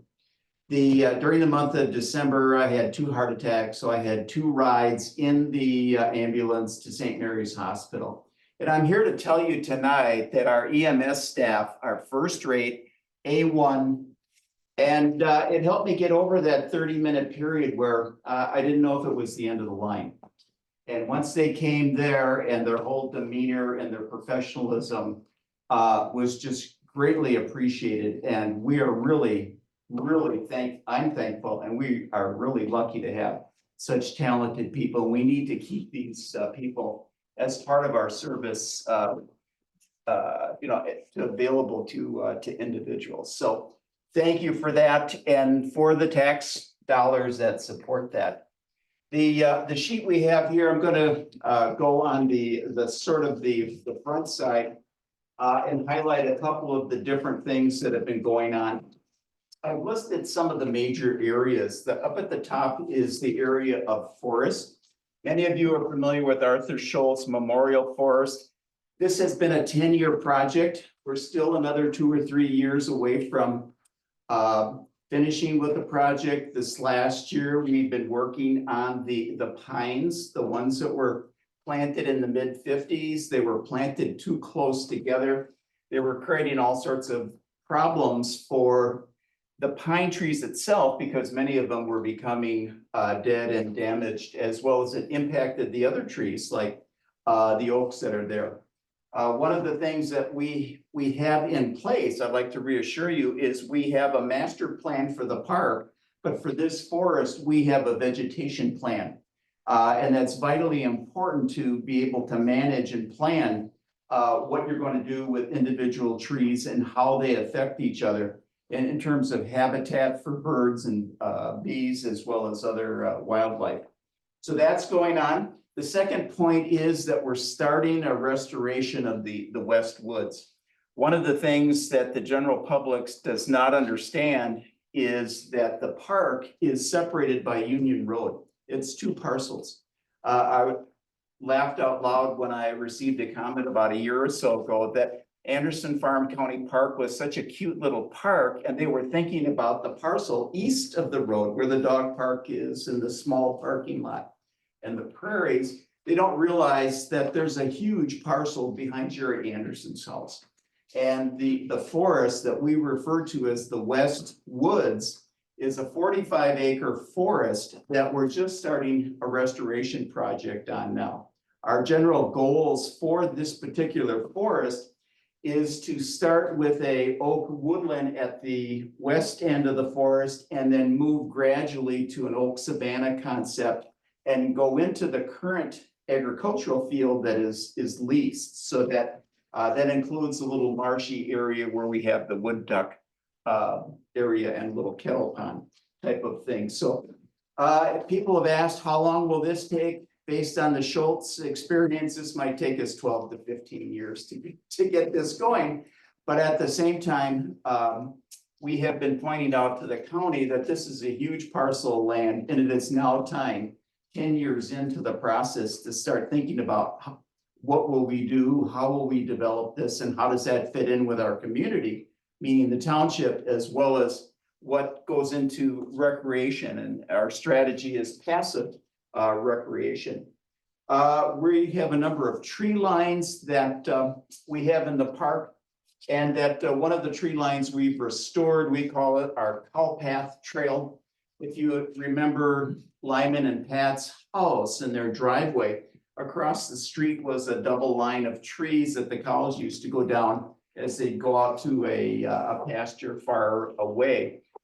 This last year, we've been cleaning that out. We've taken down some of the trees that have been problematic. We took out stumps, cleaned out brush. We seeded it last week so that we're hopeful by midsummer, there'll be a turf trail, and it'll add extra hiking trails to the park. And it'll be a benefit to people that like to walk their dogs. One of the comments we get about the dog park is there is not enough shade at that area of the park. So we've worked on that. We have our prairies that the Schultz Prairie and the dog park prairies. So the Schultz Prairies is 9 acres of prairie, the dog park 35. The nature gardens, we have about 16 of those. We're going to continue to maintain those. The pantry garden and the community orchard section, the highlights here is last year we raised 2,000 pounds of vegetables, 19 different varieties. This was actually down almost 1,000 pounds from the prior year. And that was because of the dry weather that we had in July, as well as the high temperatures in July. We went out and were able to get approval for a grant. And in one of the parcels, we've installed a micro irrigation system. So for 12 acres of the farm, we have a major irrigation system. And then within the community garden plot itself, we have a micro one. that can really, and these are all underground, so we are expecting to get our poundage back up, so to speak. We're starting a composting program. We did that last year. We're starting a new cover crop program this year for soil fertility. We have a orchard. We have 30 trees. This is going to be year number 3 and 4, depending on the individual trees, but we have apples, peaches, and plums. So this is going to be another interesting development in terms of being able to grow things and have those available for pantries in the area. We support the Oregon Pantry, the Belleville Pantry, also the Verona Pantry. And we do a major effort to clean and prepare the fruit so it's close to what you see in the store. Anything that's sort of nicked up and doesn't look perfect, we work with Little John's Kitchen to be able to provide them that kind of produce. They welcome that, so we work with them. Habitat, we're continuing our bluebird, bat, and kestrel houses. The outreach events, Maple Syrup Day.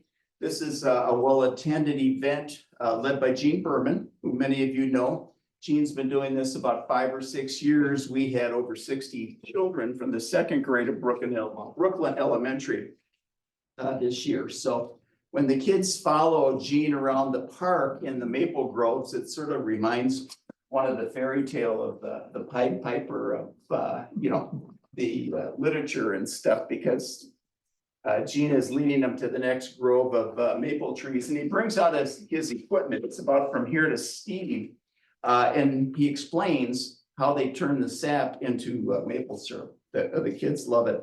Arbor Day is coming up. We've done that 5 or 6 years. We work with Jeff Olson and the crew at Arbor Systems.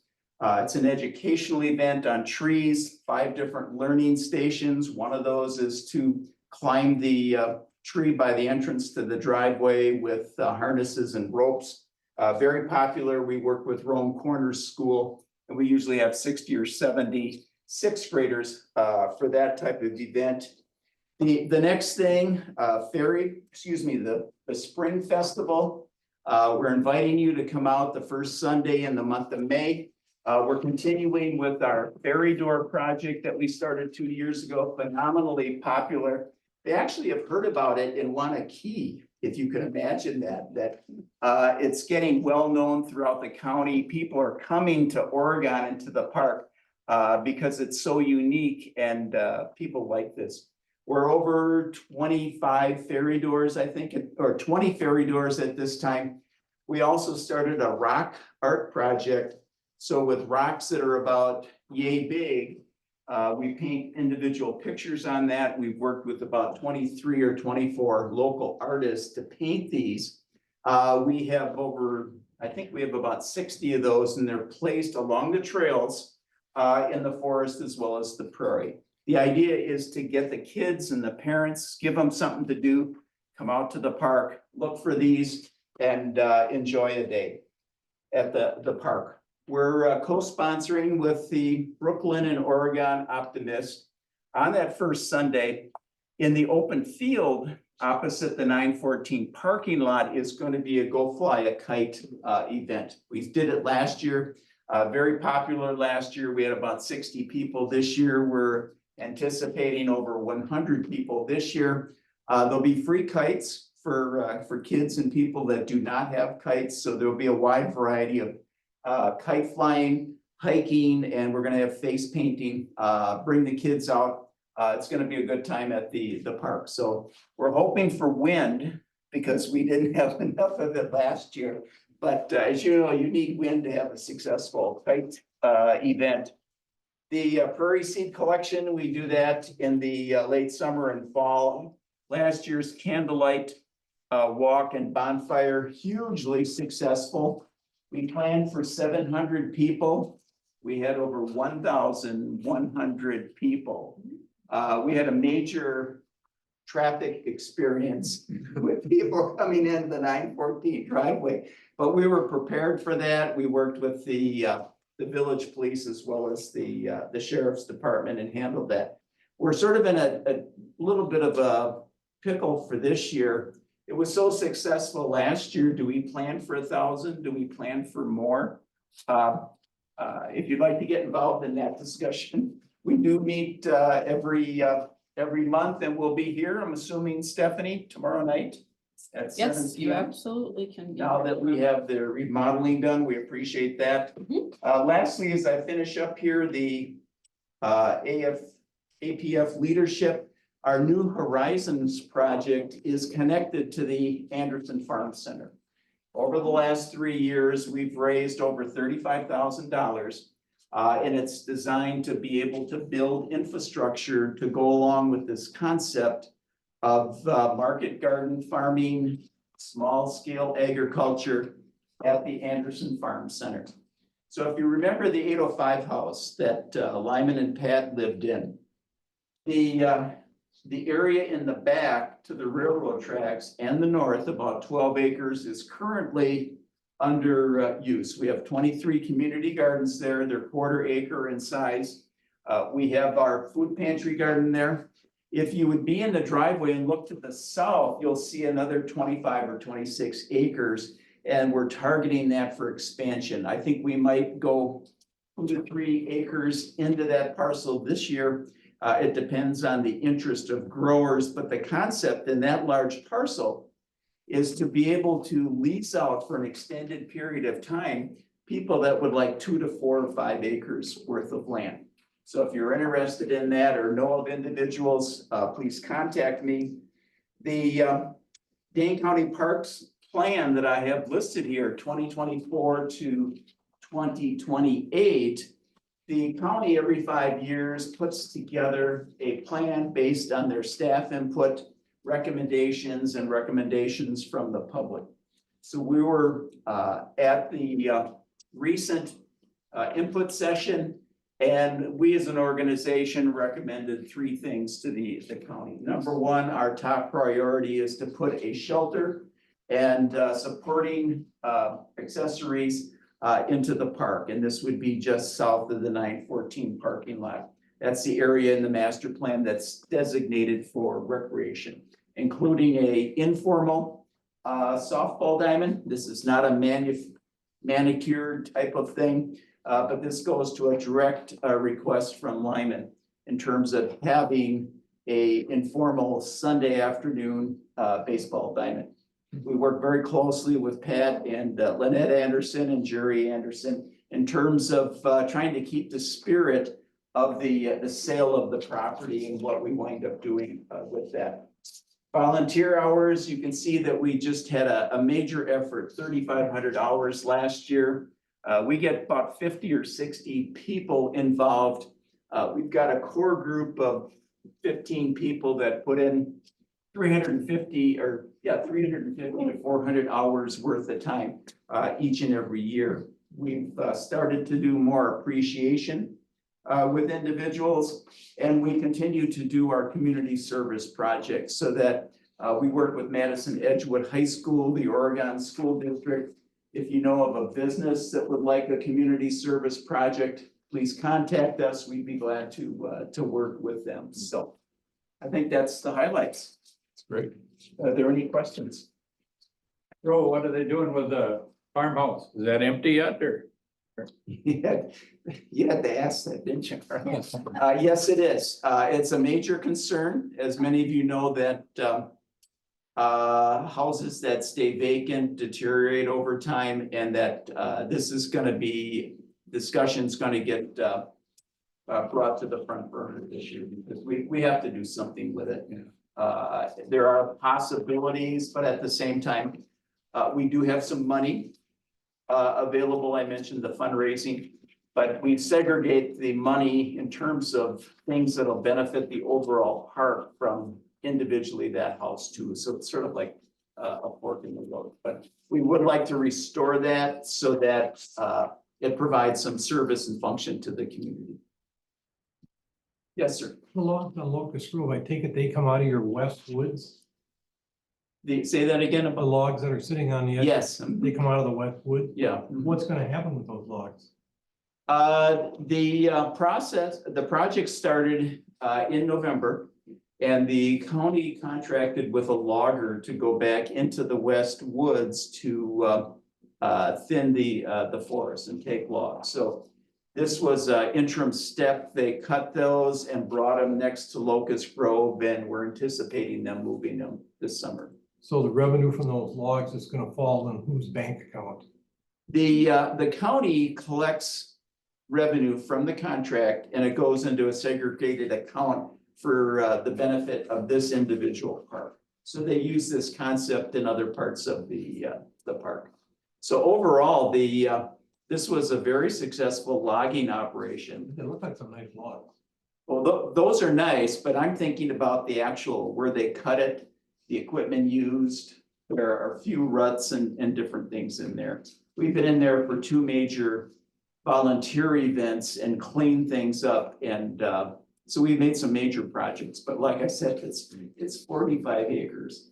So we've impacted about 2 to 3 acres at the current time. So we got a ways to go.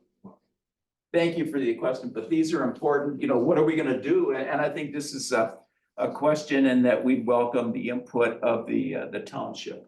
In terms of, it's central to the township. We want to preserve the rural nature of the surrounding area as well, because that parcel is surrounded by 2 or 3 farms. Any other questions? Anything else? All right, thank you, Rob. Thank you for your Appreciate time. it. Okay.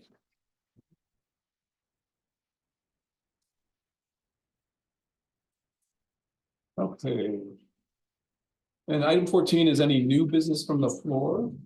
And I will mention that, so this is governed by statute, this particular agenda item. And there are only certain, it's not like an open monthly board meeting. So there are certain things that are binding, certain things that are just grants of authority. But there is some restriction to what can happen with this agenda. I'll give you that copy for the printout for people. I don't, it's kind of detailed, but let me just ask, does anyone have anything to present?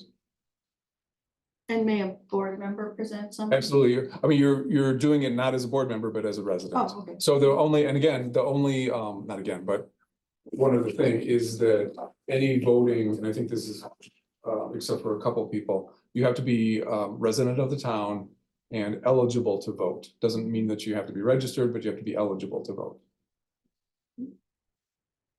I do have something. Okay. It always feels better if I stand up because it's the only time I'm taller than everybody else when I talk.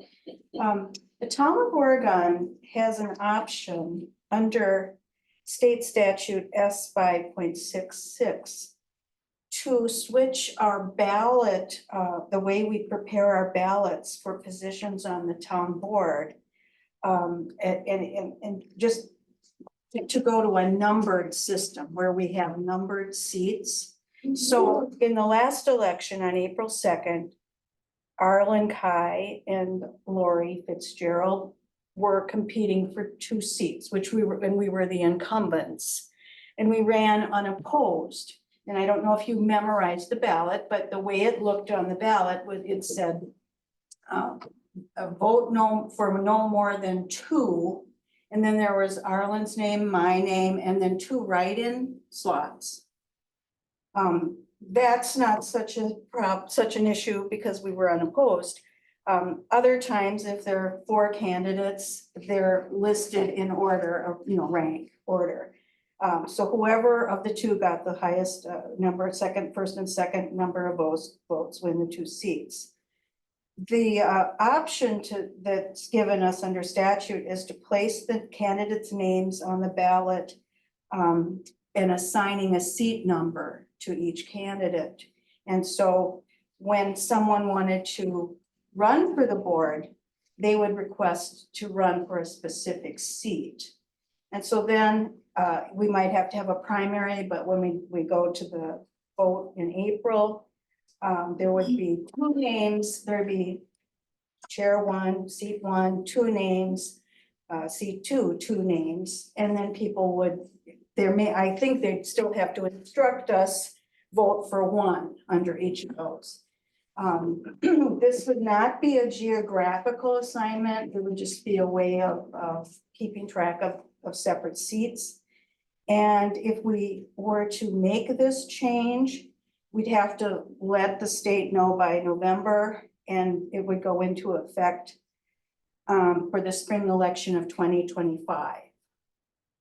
So I'm going to move that the town of Oregon revise our balloting system by assigning a specific number to each of the 4 seats on the Board of Supervisors and asking candidates for seats on the boards to select a specific seat to run for. And that is under Wisconsin statute S 5.66. Then I would ask for a second to get to discussion about this item. So do we hear a second to Lori's motion? I would second that. Steve seconds Yes. it? Okay, any discussion on this particular topic? Any questions? Yes. Lori, why, how would this improve our situation? I can think of a couple issues. This has just happened to me. And after the election, somebody came up to me and said, "Oh, I'm so sorry you lost the election." And I said, "Well, I didn't lose the election." But the person hadn't noticed that they were to vote for 2. So we might be losing votes just because people, most people get it, right? Okay, that was just that, I don't know how often that is. And it was really funny because they felt so bad for me. And I thought, no, you don't need to feel bad for me. Then the other thing I think that would be helpful is maybe you wouldn't really want to run against, say there's an incumbent who wants to run again, and then there's an open seat with nobody incumbent. If I were wanting to join the board, I think that would make it more advantageous for me to run for the open seat, not to run against an incumbent. Or maybe I do want to run against the incumbent for some reason. So it would just give people some more, a way to target their vote more specifically. And then a third reason I've heard people say, they'll go to vote and they'll only vote for 1 person of the 4, even though they can vote for 2, because they don't want their vote to be wasted. Because, they have to be distributed among the 4 candidates, if that makes any sense. So I don't know if anyone else can, maybe somebody can explain that better. That was a good answer. Arlen? Well, there's 4 wards in the town of Oregon. You're saying you're gonna run 1 person for each ward? It wouldn't be geographically assigned. It would just be a way of identifying the seats so that, I guess in essence, when we have to go to primary if we have more than 4 people who want to run. So we have the primary, and then we in February, and then in the spring, we have the 4 who got the highest number of votes, and they're all competing for 2 seats. So the 2 highest votes go, and whoever gets the highest number of votes wins. Well, there's some other issues. I feel, because I was one of those people who didn't really pay attention to town politics until I retired from my job. So I would go and vote, and I'd go, I just vote for the people I knew. And that's a problem anyway. But if you are well-known in the community, you automatically have an edge when you're doing it that way. This way you can make the playing field a little more even, I'm thinking. Let's see what else there's. I guess that. I want to chime in on one thing, just because the primary would also be based on 2 numbered seats. I'm sorry, it So would be, I was talking about, yeah. If yeah. there were 3 or more candidates for any 1 seat, there would be a primary. If there were only 2 candidates, let me backtrack to it. We would only be filling 2 seats per election. So it would not be all 4 seats. So 3 or more candidates per seat would force a primary. 2 or more during the primary season would not force a primary. Those would move on to the general election. And then at the spring election, you could have you would always have 2 numbered seats. You might have 2 candidates. You would have no more than 2 candidates per seat. If that makes. Sounds confusing to me. It's really, Yeah.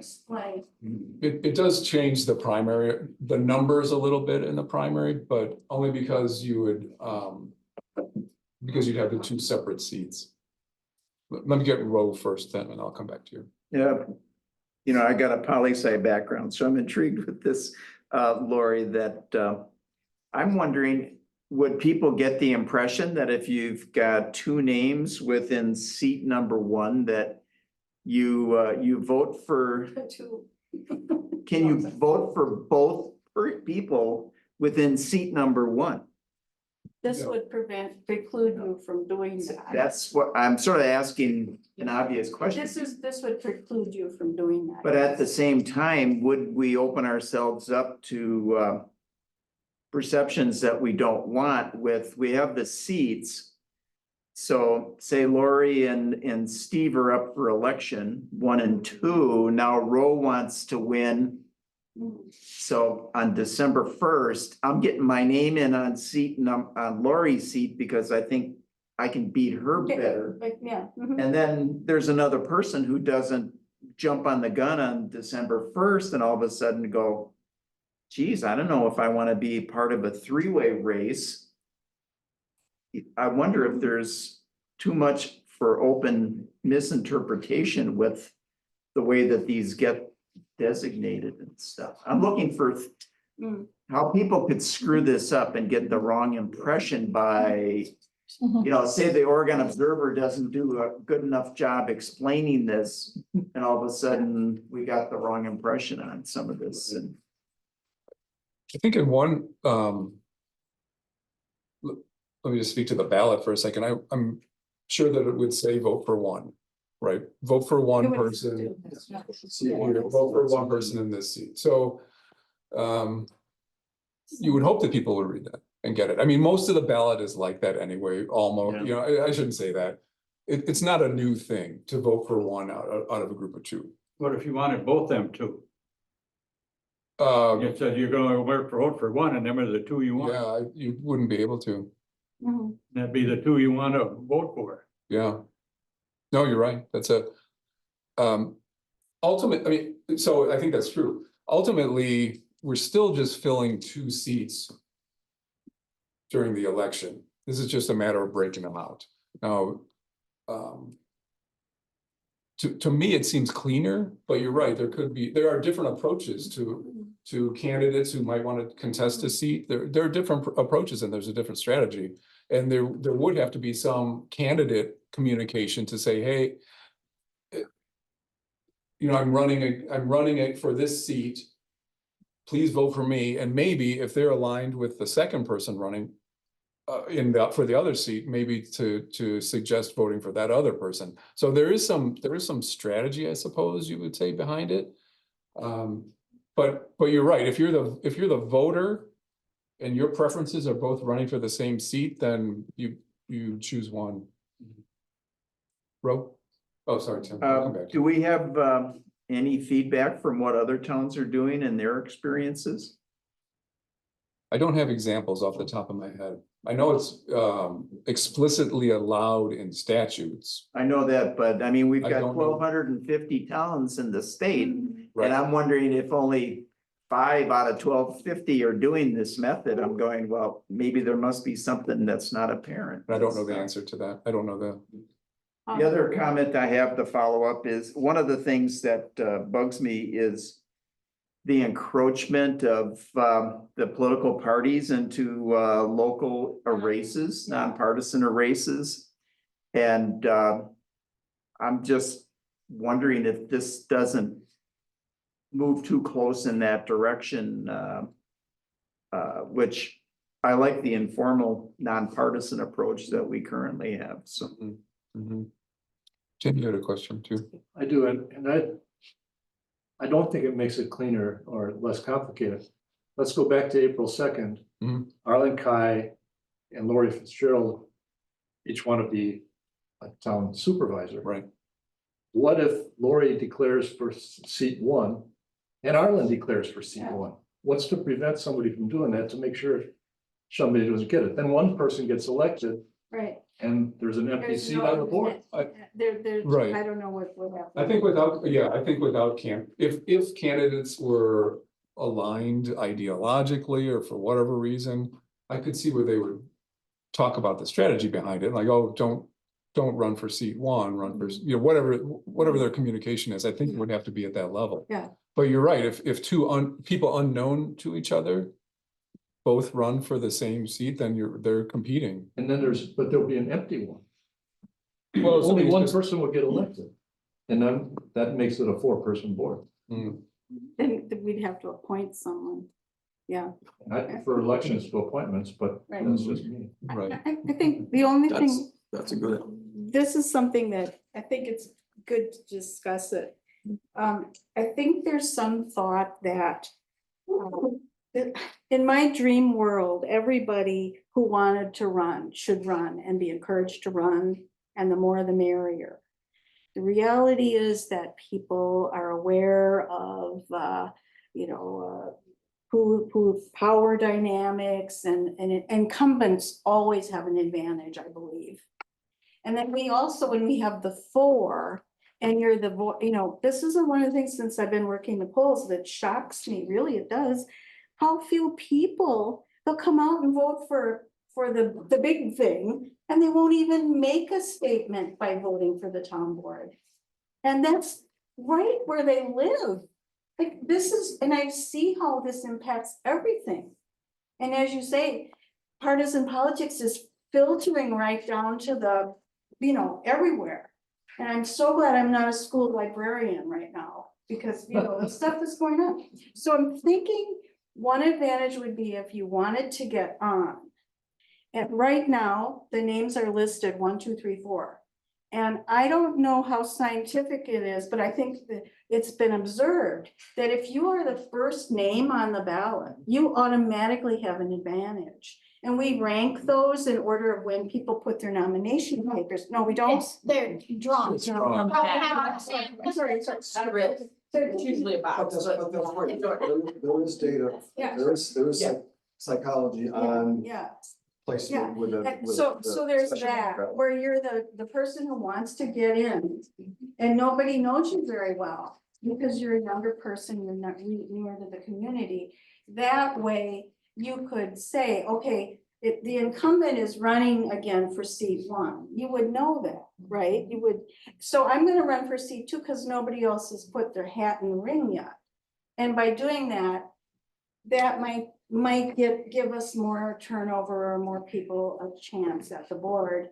And then the other thing I did mention, and again, I wish I had a degree in political science because that's one of the 10 different credentials I think you need to be on the town board. Like being a civil engineer and an accountant and being all that stuff. It's a lot. But anyway, I hear people say this when there's a contested issue. Well, I'm only gonna vote for one person because, but I just think if so-and-so gets too many votes, then my gal won't get in. So those I think are the 2 reasons that occur to me for why you might want to go to that system. But it's just an idea, something I think we should think about maybe.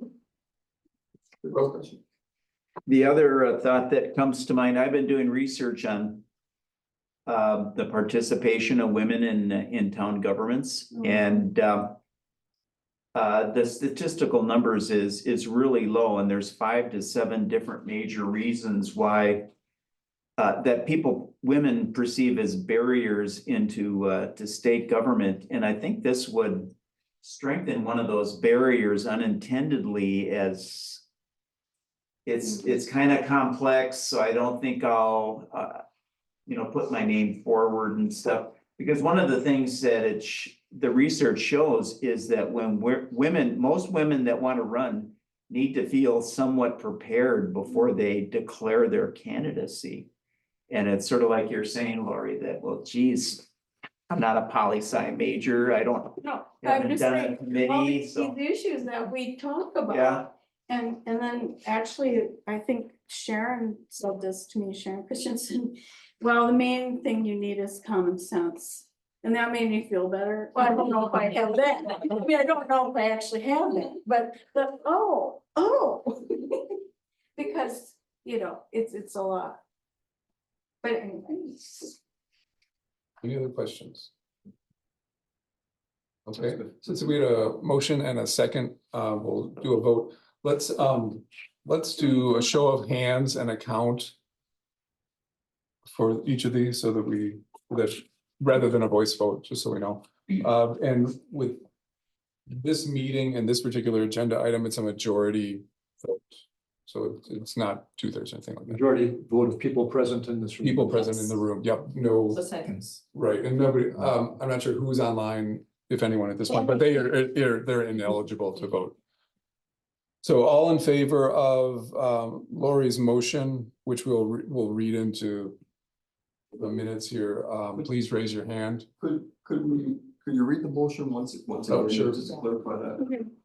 I move that the town of Oregon revise our balloting system following Wisconsin statute S 5.606 by assigning a specific number to each of the 4 seats on the Board of Supervisors and asking candidates for seats on the board to select specific seats to run for. Okay. All right, then, all in favor, please raise your hand. And then those opposed, please raise your hand. All right, thank you, and the motion fails. Any other new business from anyone? Arlen? Carl, is there an update on the office remodel and the price it costs us or anything? I don't think the price changed at all. I didn't know I it know was we've got again. some loose ends still to have the hefty folks complete. But I think came in, It's the same as the. yeah, no change on the cost. I never heard the cost to begin with, that's why. Oh, and I would be guessing the number, but I think 70? 78? I think you're right. It's somewhere around 78,000. 41 and 40 ring about 50%, 40 and 40. So. Yes, Brody. Sort of a general question, it's directed at Jennifer and Stephanie. Do you feel safer with this kind of setup? They could be a supervisor. As it stands, no. Well, when it's gonna be finished, you know. It's missing a key piece for Yeah, security. When it's finished, and Yes. you know, it's greatly concerning to me to hear all these people you know, providing verbal abuse on election clerks and officials and different things. And concern these last 2 amendments that got through and passed are gonna create more pressure on Jennifer and Stephanie and other individuals. And security is important. And here's an expense I don't think we were predicting 2 and 3 years ago, and No. $80,000 is a substantial expense. And that's a key part of it, because it's not hypothetical. You know, we've already experienced this over the last couple of years with residents who have lost their temper and been threatening. So I have no doubts at all that this was very much worth it. The answer is, if we had everything completed, yes, it would absolutely make us feel more secure. But right now, it makes us feel probably less secure because we don't even have a door. So there's that. But yes, the intention of what it will be there. I would say yes. I don't know about Jennifer, but yes. I agree. Yeah, I agree. Mhm. That's a good question, Laura. Thank you. Any other questions? All right. Then last chance. Without objection, then this meeting is adjourned. Thank you all for attending and for your questions and your participation. That's great. I did it. I don't think it's raining. It's sprinkled a little bit. Oh, yes. I wasn't able to. Yeah, I feel like. Marilyn, that good to see you. could Nice be- to see you. See that. You guys are.